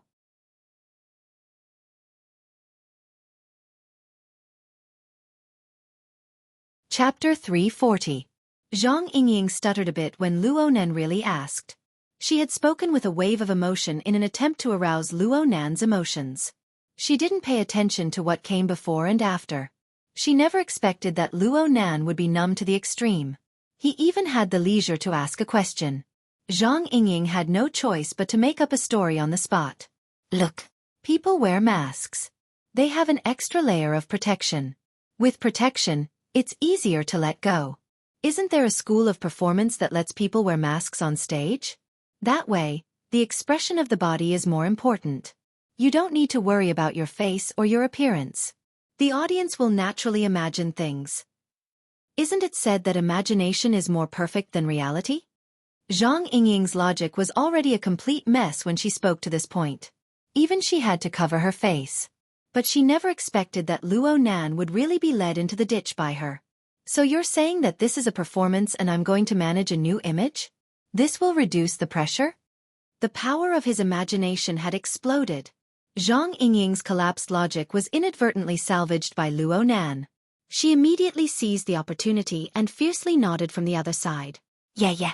Do you see those trolls online? Many of them have high incomes and high education levels. Normally they appear virtuous in front of others. But when they go online, they create sock puppets everywhere. Their mouths are full of shit. This is their way of venting and relieving pressure. Think about it. This is human instinct. Your behavior online is certainly different from your own personality. Luo Nan seriously recalled his online life. Then he answered, there doesn't seem to be any difference. Zhang Yingying took a deep breath. Then she spat out word by word. She gnashed her teeth. Then learn. Learn how others vent. Learn how to let go. Otherwise, you'll collapse sooner or later if you keep being this nervous. You don't need to think about anything else. In the entire firm, only the boss and I know your identity. Even Peony doesn't know. Of course she doesn't know. She's a newcomer. A newcomer? What does she do in your firm? What else can she do? The boss just discovered her recently. He hasn't arranged any specific tasks yet. It just so happens that there's this project. Let her cooperate for a bit. Luo Nan felt as if his heart had been stabbed with a knife. Not only did he not relax, he became depressed. Newcomers are this amazing. What did she do before? Zhang Yingying was getting impatient. That's because the boss has a good eye. He seems to have been observing for a while and only recently recruited him. She's not from the society, nor is she from the church. She has nothing to do with the military. God knows where she came from. She's so mysterious. Oh right, don't let her scare you. She's just an assistant and a messenger. The real decision-maker is you. Luonan really wanted to say, you wouldn't think this way if you were participating.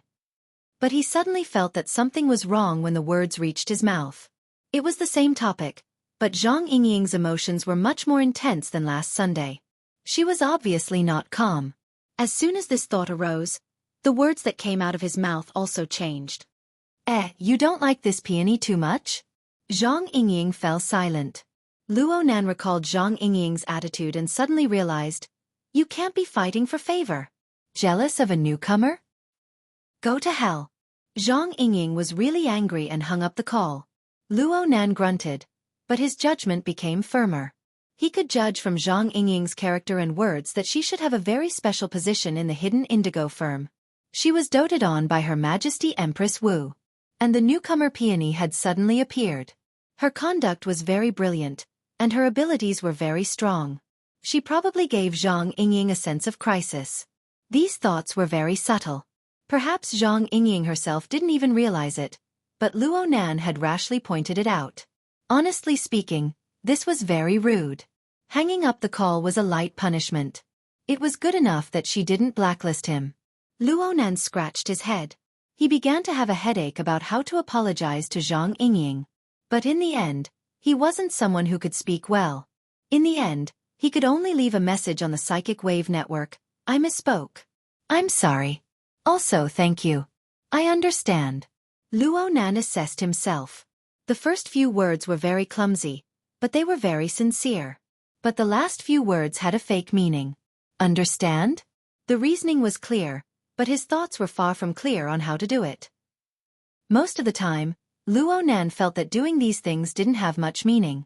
Relax. Would relaxing make those enemies who were eyeing him like tigers let go? Would it make his pursuits materialize? If he had the time to mull over this matter, it would be better to calm his heart and do a few more exercises. Suddenly, someone in the car let out a low cry. A muffled bang followed. Something smashed heavily against the car window. This brought about a new, even louder cry. Everyone in the car turned their heads to look. Most of the people in the car were habitually immersed in the internet. They didn't know what was going on outside the window. A guy wearing a baseball cap had already pulled open the window and was cursing into the distance. He even gave a middle finger. Stinky feet. If you lose another 0-3, I'll kick your balls. Luonan saw clearly that a tram was passing through an open-air stadium. A player who was training lost control of his feet and let a football smash against the car window. This was a small matter, but a portion of the students in the car found a common topic. Someone said to the guy wearing the baseball cap, the Pathfinder team's level this year is insane. They can even lose 0-3 to Yunchang. Lucky for them, they even found Clark. Clark, that one-man race. He only knows how to run 100 meters along the sidelines. He wants to take the opportunity to practice track and field. How much transfer fee did the track and field club give him? Hey, he ran almost 20 kilometers for the entire game. If you can do it, why don't you go up? Go up and weed? After one lap, the turf will be fine, but his ankle will be broken. That's right. Lando Field is too trashy. It doesn't match the school's position at all. We should find a more responsible sponsor. Is there anyone who wants to sign with me? The atmosphere in the car grew more and more lively. Many people, who had been silent the entire way, broke their silence at this time. They all participated in the discussion of the game. Some students had already signed on the school's message board. Some took the opportunity to collect the contact numbers of female students. They gained quite a lot. Luonan didn't care about this at first. He raised his eyes and wanted to return to his own mental world. But at this time, he saw Shuelei. He was also exchanging contact numbers with someone. They were discussing topics related to Clark's level. Luonan was inexplicably horrified. You know that guy? Of course I know. Clark. Kembo, the sports star of the school. He's a lightning bolt on the field. Rumor has it that he'll soon be selected for the City United team. I saw him compete at the beginning of school. His feet aren't as rough as others say. Xue Lei responded as if it was a matter of course. Then he was horrified. You don't know? There are posters of him all over the school building right now. Luo Nan gaped. He looked at the chattering peers on the car, and his heart inexplicably sank. Several seconds later he opened his mouth and asked, You know what a jungle owl is too? Of course. Our school's team plays 10 days in the wilderness. They lost miserably in the fall competition last month. You met someone from the jungle owl? Who? No. Luo Nan muttered a few words in response. He turned his head, and his gaze passed through the window, unconsciously sweeping the campus. Xue Lei was confused. What's wrong? Nothing. I just feel like I'm quite a homebody. Luo Nan laughed and didn't say anything more. Actually, he had lied once again. His evaluation of himself right now couldn't be described as a homebody. Xue Lei concentrated on fighting. Peony was employed at the hidden indigo firm. The businesses they engaged in were a certain distance away from the world of normal people. But they didn't lose their perception of their surroundings. Luo Nan was far too boring in comparison. The trolley slowly arrived at the auditorium station. Students and passengers got on and off the trolley, and the topic of football had already vanished into thin air. It was as if nothing had happened. Luo Nan deliberately turned his head to look after getting off the trolley. Soon, his line of sight cut into the lively surroundings of the auditorium. He had been training his eye's orifice here a week ago. He was very familiar with every blade of grass and every tree. He had an idea of how many steps there were. The faces of the people who often moved around here were even a bit familiar to him. But that was all. After all, these were only his temporary observation targets. Deeper information was meaningless. Luo Nan had always understood things this way. But when he returned here today, he suddenly had a feeling. He was incompatible with this auditorium, with the surrounding plaza, and even with the entire campus. He was like this 2 months ago when he first entered the school. He was still like this now. This feeling wasn't too good. Luo Nan and Xue Lei didn't waste any time. They directly entered the forest on the outskirts of the north bank. They made a few turns, and they arrived in front of Gear. The smell of smoke and fire from back then still lingered in this place. The construction team had already finished today's work by this time. They withdrew one after another, and the place became a bit more lively. Hu Huaying was already waiting in the lobby by the time Luo Nan arrived. Aside from him, the supervisor and the project manager were all here. It looked like they were treating today as an official inspection. Hu Huaying immediately introduced them to Luo Nan. Luo Nan nodded in greeting, but he didn't have any intentions of going deep into the conversation. He didn't immediately start the inspection either. Instead, he asked about Xie Junping. In the past, the young master of the Xie family was always at the forefront. Luo Nan really did miss him a bit when he was suddenly not around. With him here, they could chat a few dirty jokes. Wouldn't it be lively? Old Xie has been quite mysterious lately. It's probably because he's playing around with Sissy Du he's fasting and cultivating. Luo Nan accidentally heard the biggest joke in Xia City. He couldn't help but grin. Hu Huaying couldn't help but laugh as well. He wakes up at 6 in the morning and sleeps at 9 in the evening. He's persisted for 5 days. Oh, this isn't simple. But having a regular lifestyle is a good thing. It looks like he's persevering. The Sissy Du that Hu Huaying mentioned was the former president of the Mystic Arts Research Society, Du Yong. Luo Nan had only met him once, so he wasn't too familiar with him. He just knew that Du Yong was a bit neurotic, but he was a decent person. They chatted idly for a bit before talking about gear. The project manager maintained his silence this entire time. The supervisor explained things to Luo Nan, but Luo Nan didn't really listen. It was nothing more than equipment installation and wiring, maintenance of various systems, and so on. Luo Nan grunted and grunted in response. He wasn't a professional, so he was entrusted to the supervisor according to the contract. However, it wasn't just the construction team. The supervisor's spy operation was also flying.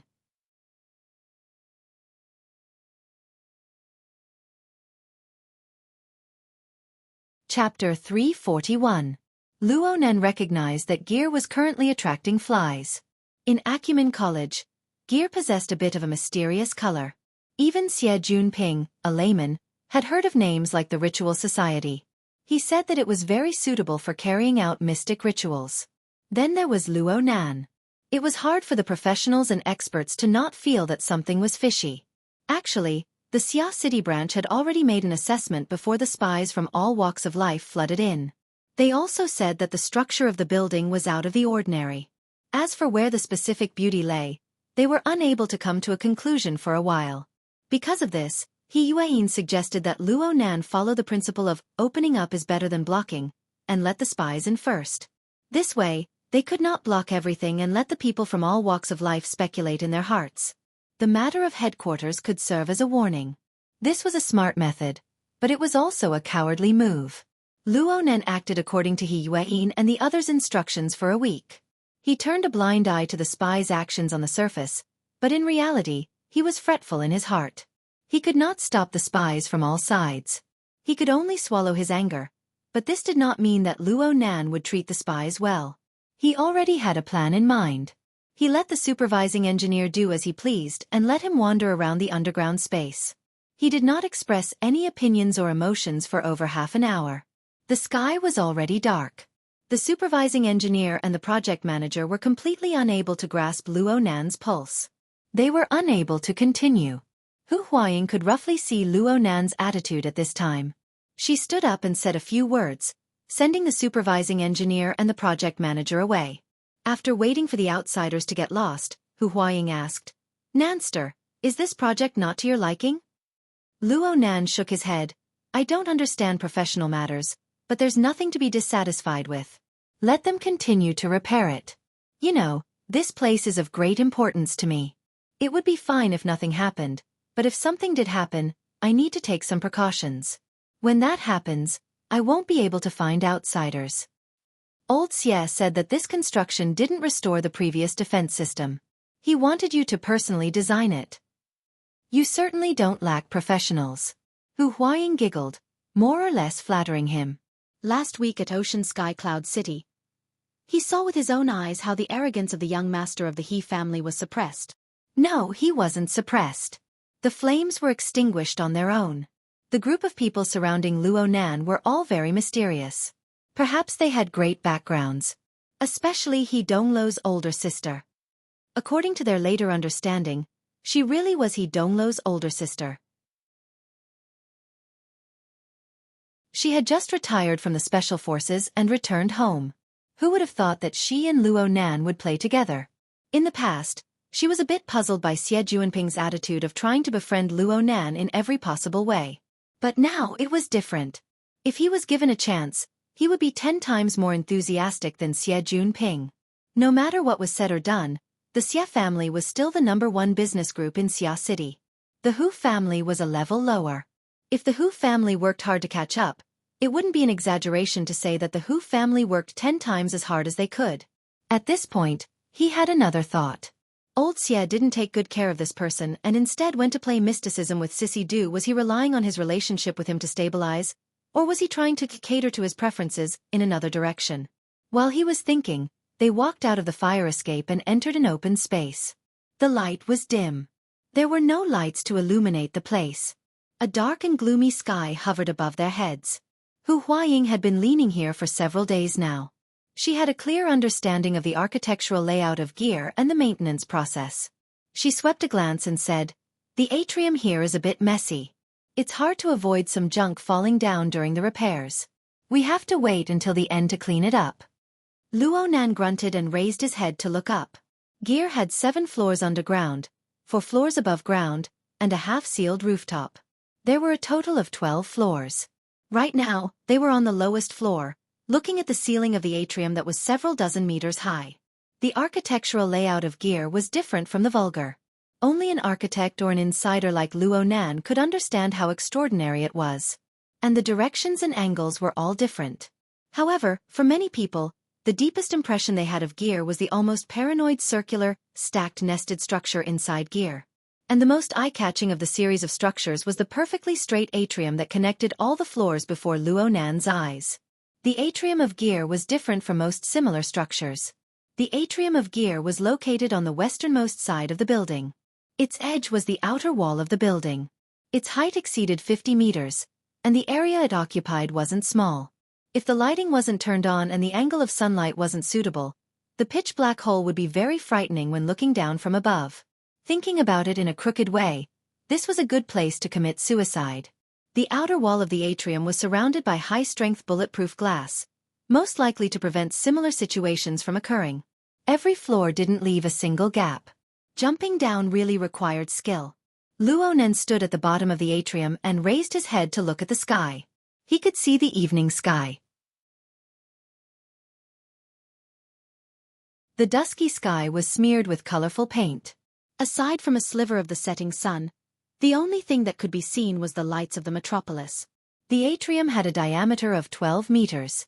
It was already extremely spacious, but due to the height issue, it appeared rather slender no matter what angle one looked at it from. Only when one reached the bottom and personally experienced it would one know just how enormous this space was. Luo Nen smiled at Xue Lei. You can train here every day. The air isn't stuffy, right? When it rains, you can seal off the rooftop. It's more convenient than outside. I can give it a try. Xue Lei grinned. He had been treating himself as a bodyguard ever since he entered gear. He didn't utter a single word and was extremely vigilant. He even operated the testing equipment provided by the society in secret, in case the construction team left behind some things that couldn't see the light of day. Right now, he was chatting with Luo Nan, and he finally relaxed. He imitated Luo Nan and raised his head to look at the sky. He suddenly had a strange thought. The rooftop ceiling platform should also be made of glass. It's like an astronomical telescope. Actually, it does have this function. Hu Huaying remembered that there was information about this in the information. She immediately showed off. It can be realized through an internal mounting module. The equipment room is on the 6th floor underground. Of course, special lenses are needed. The modification can be completed in an hour. Of course, this telescope can't be turned. It can only look at a small area above our heads. An hour? Xue Lei was a bit moved. He really wanted to see it. Hu Huaying hurriedly added, it can't be done now. This function was remodeled in 91. Not long after it was completed, the order club collapsed. The newly purchased equipment was completely sold off. They lost several $100,000 after depreciation. Are you playing with me? Xue Lei rolled his eyes. Before he could say anything, Luo Nen sneered, drawing legs on a snake. Hu Huaying was stunned. Honestly speaking, she didn't understand what Luo Nen meant by these words. But it didn't affect her from echoing. So the snake's claws have been chopped off. Luo Nen didn't say anything. He looked up at the night sky above his head in silence. It was unknown where his thoughts drifted. Hu Huaying and Xue Lei locked gazes. They were just about to speak when Luo Nen raised his arm to look at his wristband. His brows furrowed. Someone's looking for me. Third bro, you chat with Xue Lei first. I'm going to take a call. Hu Huaying really wanted to agree. Then she would drag Luo Nan and Xue Lei out for a meal and a game to strengthen their friendship. But she thought about it again. Luo Nan had an introverted temperament. He couldn't be impatient when it came to making friends. This was to avoid going overboard. She immediately said, you go do what you need to do. I won't stay any longer. Sure enough, Luo Nen didn't urge her to stay. He nodded and thanked her once more. Then he hurriedly walked into the fire escape passageway. It looked like this was a very private call. Xue Lei and Hu Huaying rode the elevator together to send Luo Nan off. Soon, peace was restored in the atrium. Luo Nan waited for the elevator to go up. He didn't turn on his wristband as he stood in the fire escape passageway. Instead, he squinted his eyes, and his telepathic thoughts leaped out. He arrived at a business hotel several dozen kilometers away. His temporary partner, Peony, had used the rubber band to give Ink a special stimulation. Luo Nan sensed it. As for the reason, it was very simple. The meeting was adjourned. Luo Nan looked at his watch. It was around 6 o'clock in the evening. The meeting had been going on for nearly 9 hours. Peony walked into the elevator with Ink still holding onto her shoulder. They looked quite compatible. But it was different from when they came. There was another person in the elevator. It was none other than Long 7. The two didn't have any intentions of communicating further. Long 7 was paying more attention to Ink in the elevator. He exited the elevator and went to the underground parking lot. He walked straight to the front row of parking spaces. There was a supercar there. It wasn't low-key at all. Luo Nan vaguely remembered that this was where Old Jean parked his car. Where did the man and the car go? Old Jin's commoner SUV drove in right when he was baffled. It flashed its lights twice and stopped in front of Peony at the elevator entrance. Clearly, he hadn't waited a day in vain. He had bought a Big Mac from who knows where, and he was eating it with relish. Peony let Ink go to the front passenger seat while she sat in the back. Old Jean opened the window, dispersing the smell in the car. Then the car started, but he heard Long 7 call out at this time. "See you tomorrow." Peony waved her hand rather reservedly, and the car soon drove out of the underground parking lot. Only now did Peony get down to business. She spoke quickly. "The meeting will continue tomorrow. I will send the relevant information and meeting records to the internal cloud space. Please check and receive them." Luo Nan actually wanted to seriously ask about the situation at the meeting, but he thought of Zhang Yingying's previous attitude. He hesitated a bit, but in the end, he didn't say much. The car entered a state of silence. Now it was Old Jin's turn to ask, "Where do I get off?" Luo Nan remembered that Peony seemed to be someone from Acumen College. It was impossible for this woman not to be suspicious when he got off the car with her. Since the firm couldn't hide his true identity, he might as well play it to the end. "I'll leave once we're out of the parking lot. Then see you tomorrow." No one exchanged pleasantries.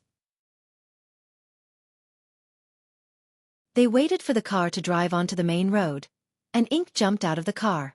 It spread its wings and flew into the night sky. At the same time, Luo Nan logged into the cloud space over at Gear. He looked through the meeting records. He had gotten the relevant documents from Trigate Corporation. This company did things fairly properly. At the very least, the meeting records were clean and clear. Peony even marked them one by one, highlighting the key points. Luo Nan really didn't know where she got the energy and time. Aside from the information, she even wrote a short report, introducing the situation of the participants. The focus of attention was naturally Long 7. Peony had already come to a preliminary conclusion, but the point of entry was that fashionable ear. In Peony's report, the earring was made from some sort of superplastic memory alloy material. It could greatly deform under high temperatures. It was a mechanical key favored by burners. In other words, Long 7 was very likely to be a deep blue walker. Plus, this person was relatively familiar with Xia City. He also had the special ability of radiation decontamination. Peony had already locked onto her target.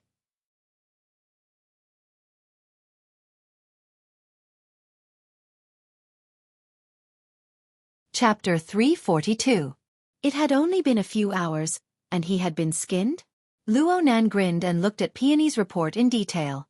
The report simply indicated that Snake 7 had once appeared in the Society's operation to rescue Rue 1. Of course, he was on the opposing side of the Society. Luo Nan didn't have a deep impression of this person.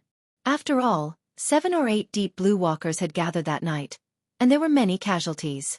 Only the heavens knew who was who. The only memory he had was a review report after the operation. There was this code name on it, representing that this person was deeply involved in the conflict. That was all. Right now, Luo Nan didn't have emotions like, so it was him. His attention was a bit distracted. Thinking deeper, there was no reason for the Snake 7 or Dragon 7 to not use similar methods when they returned. The focus of their analysis was certainly Peony, but as an eye-catching symbol, Ink, the giant crow, would most likely be used as a starting point. Could it be concealed? Ink was quite high profile that night, especially in the first half of the night. There were more than 1 or 2 eyewitnesses in the underground fighting arena. As Luo Nan furrowed his brows in thought, a refresh symbol appeared in the cloud space document. With a light tap, the entire document was updated. The amount of text instantly increased by quite a bit. Upon closer inspection, there was even more detailed information regarding Snake 7 listed out in the document. So Luo Nan knew that Snake 7 was a very talented ability user, but he was determined to become a deep blue walker. He joined Quantum Corporation of his own accord and became a special model tester at a young age. Later, he strongly requested to join the operation team and transferred to the Sky Blue Security Company. As for what his personality was like, how he handled things and how his family relations were, they were all covered in the document. Luo Nan originally thought that this character was quite mysterious, but in the blink of an eye, he was exposed to the light of day. There was practically nowhere he could hide. Strands of cold air seeped through Luo Nan's teeth. His heart felt cold.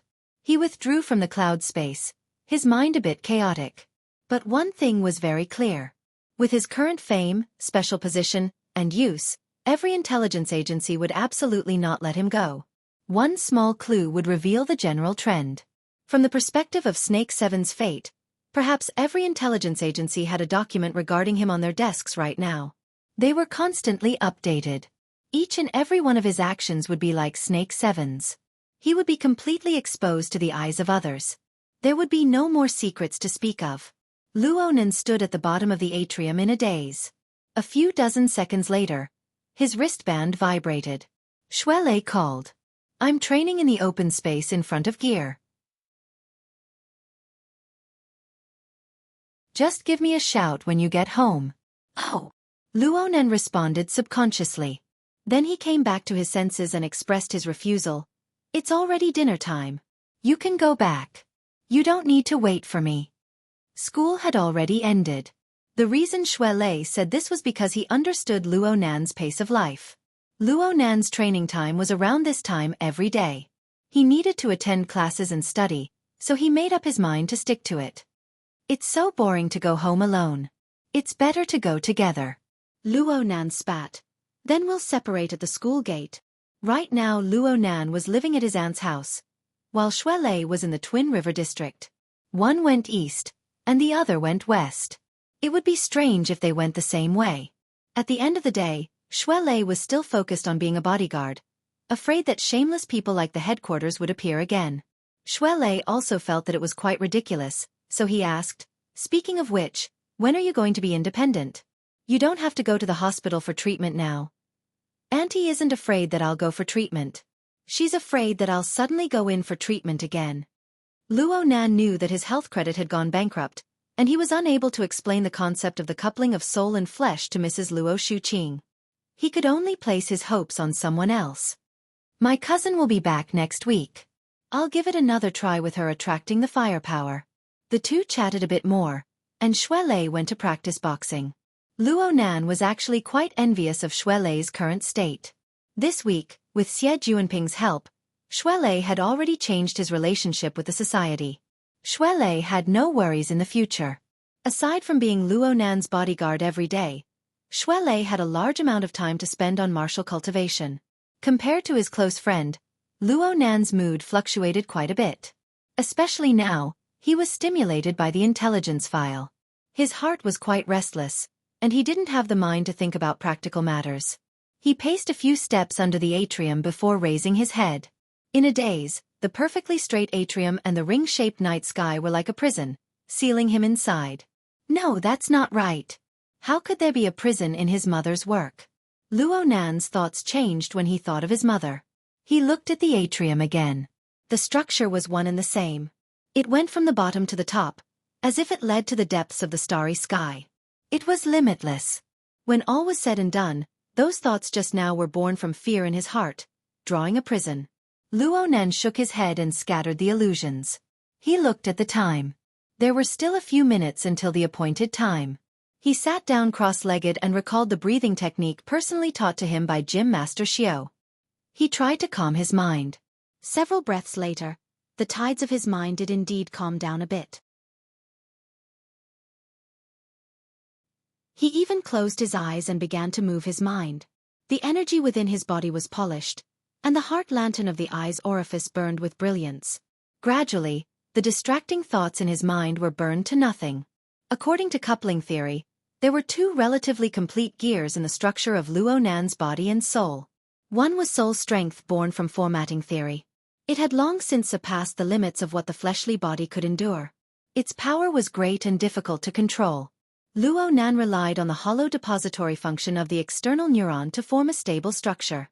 Even so, It overflowed outwards at every moment. It was like an iceberg towering above the vast ocean.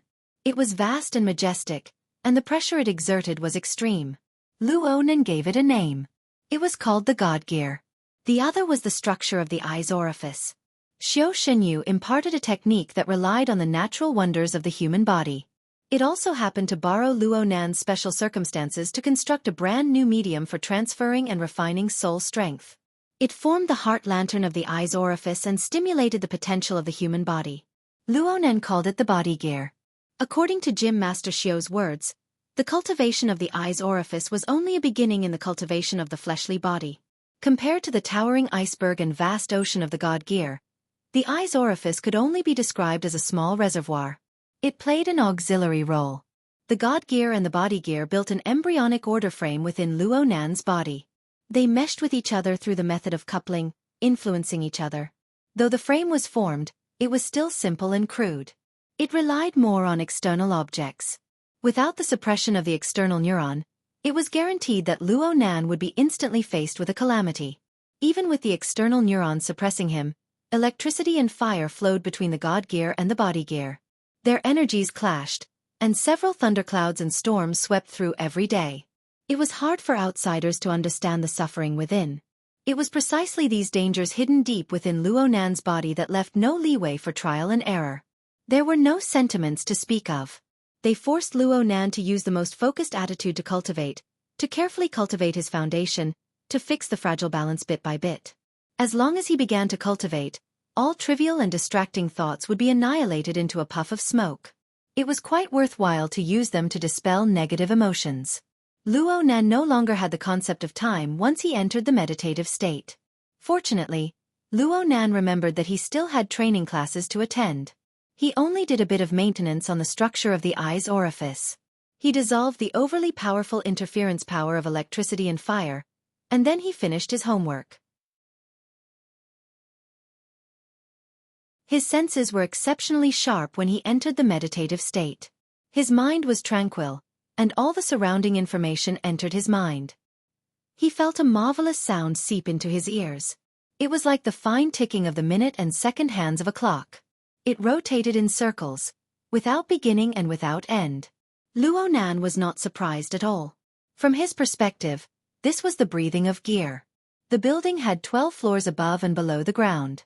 Especially on the ground, including the atrium, there were 15 main halls. It was like a well-adjusted machine. Every part worked smoothly, and the teeth meshed together. Only then could there be such a harmonious rhythm. From Luonan's perspective, this was the sound of nature. It was the reward for his earnest cultivation. He subconsciously wore a smile on his face as he listened to this clear and orderly rhythm. However, just a few seconds later, there was a noise that made a sizzling sound. At first, it was just a single noise that suddenly affected the beat. But a few seconds later, the noise arose one after another. It was like the sudden insertion of dry and hoarse croaks during a band's performance. The noise rose and fell at random, turning a perfectly good performance into a nightmare. Luonan suddenly opened his eyes. The sound of nature was no longer there, but the noise still existed. It was layer upon layer of crisscrossing radio waves. The source came from every corner of the building. Cameras, bugs, optical cables, antennas. There were all sorts of forms. They gathered all sorts of information and transmitted it out. They were like pairs of cold and gloomy eyes, spying on Luonan's every move from every angle. It was like he was in a prison. Luonan raised his head. The darkness could not obstruct the strengthened vision of the heart lantern of the eye's orifice. Separated by the integrated glass, a certain burglar camera on the 3rd floor of the basement was pointed at him. It was done openly. There was more than one monitoring device working in the surroundings. Luonan pursed his lips. He wanted to get angry, but he inexplicably felt that this was absurd and ridiculous. The corner of his lips unconsciously curled up. He was just worried that Long Seven's misfortune would fall on his head. He never thought that his thoughts would become a prophecy. Hey, he. What should come would come. Luonan squeezed out a dry voice from his mouth. The negative emotions that he had just dispelled were like a storm that suddenly descended. Rolling thunderclouds crackled as they assaulted his mind. Bang! The burglar camera on the 3rd floor of the basement exploded into pieces. Similar shattering sounds rang out from every corner of the building at practically the same time. Of course, there was also the muffled sound of tripping brakes. Direct methods brought about crude consequences. The sparse lighting within the building of gear was instantly extinguished. Then the central control system operated spontaneously, activating the backup circuitry. But unfortunately, it failed. The listening devices were so concentrated that even the backup system was hard-pressed to escape. Luonan stood within the darkness, coldly feeling everything. But then Shui Lei's phone call came in the next moment. He was so nervous that his voice changed. "Report your location. Mentally connect." "I'm fine." Luonan didn't know how to explain things to Shui Lei. His wristband vibrated once more, and the central control system activated manual operation mode. It asked him if he wanted to use the maintenance robots to carry out emergency repairs. Luonan agreed in passing and found a reason. The quality of those people's work is abysmal. "Yeah, that's it." And at this time, the hexa ear vibrated. On the psychic wave network, Bamboo Pole followed the teaching plan and went online on time to greet Luonan. This was the usual procedure, but today's message was a bit odd.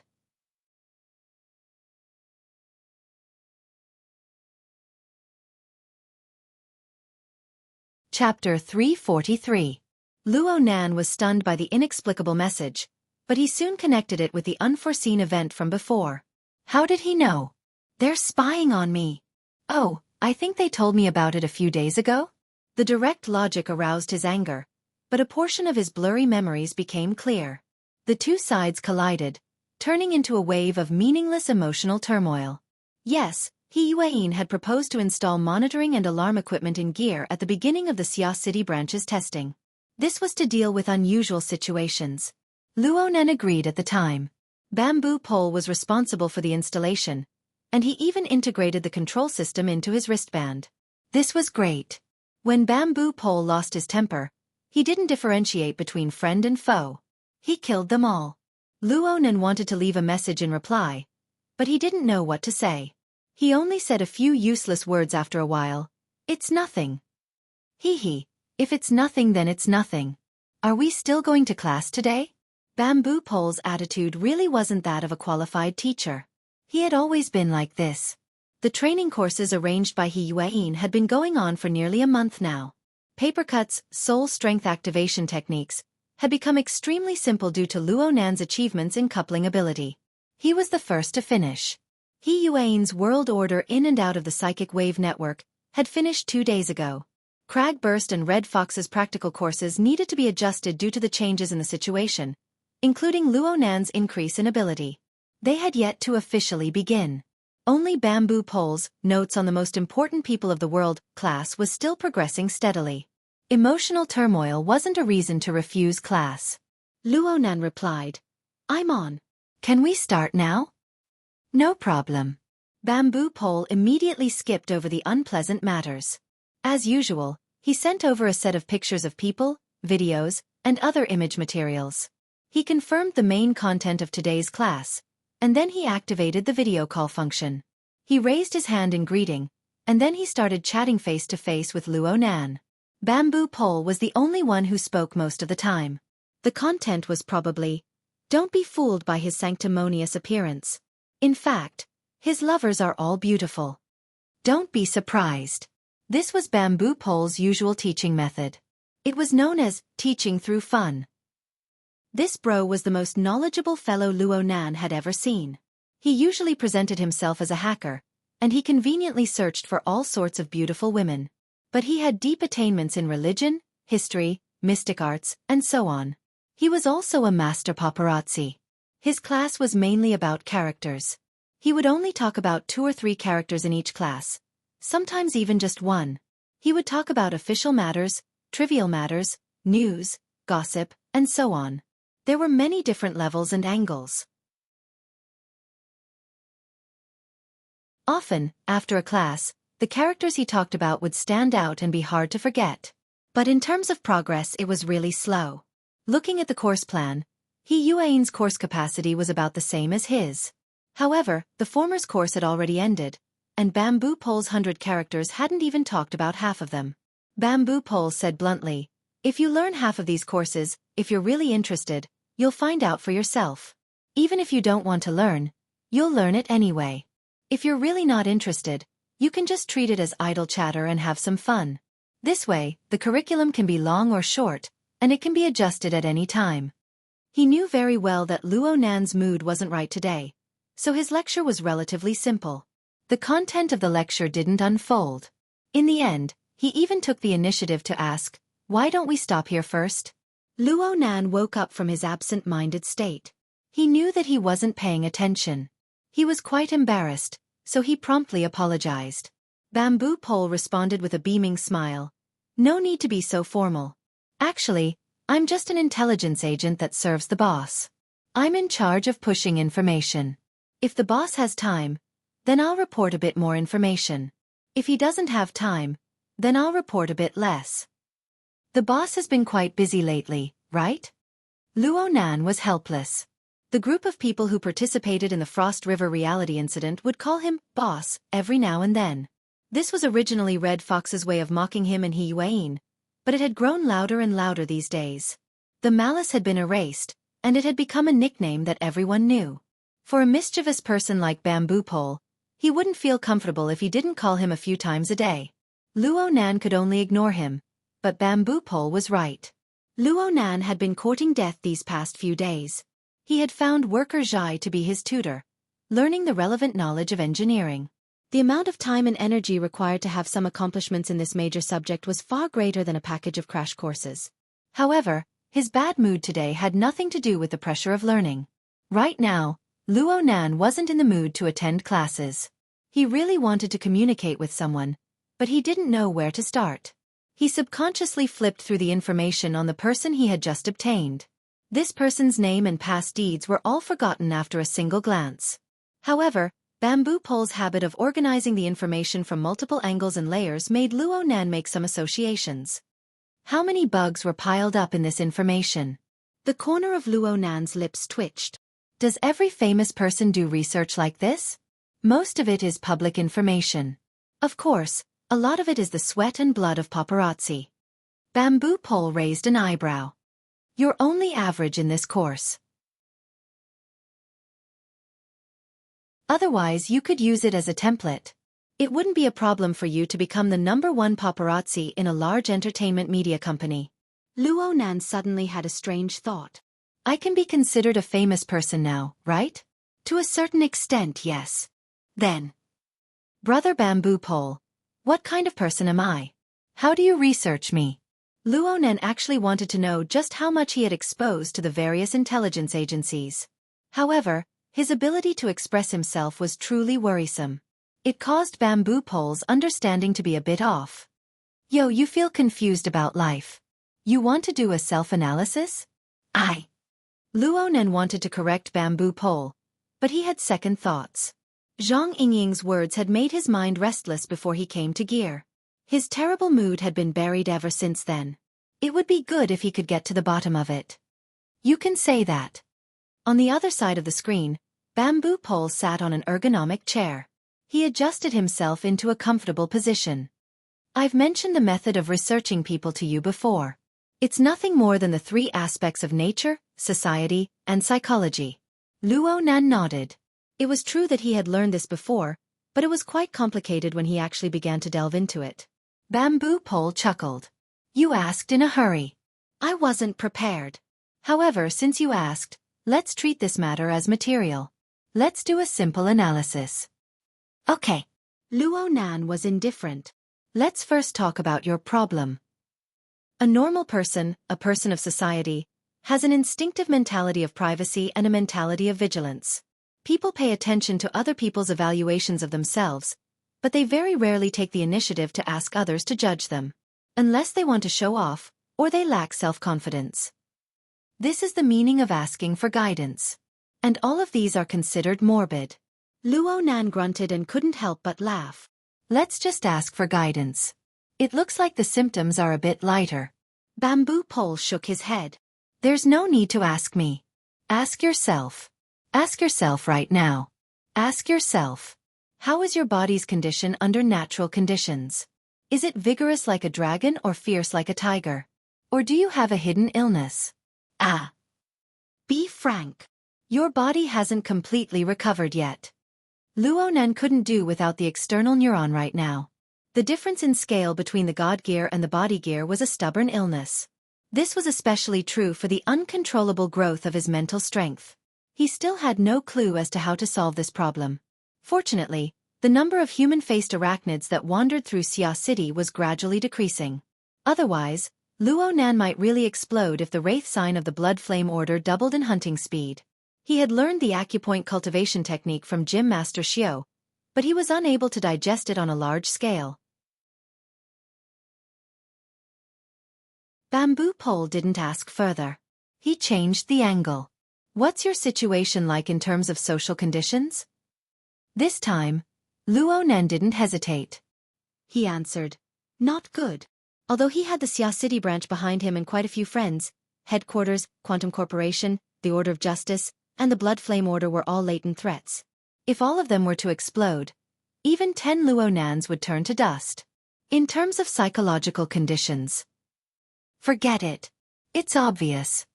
Bamboo Pole smacked his lips. There's a situation in all 3 major areas. The answer doesn't need to be said. Brother, to tell you the truth, the problem is heavy. Luonan didn't expect that this would be the result after a bit of analysis based on Bamboo Pole's template. Wasn't this completely warped? He forgot about the matter of the intelligence organization for a moment.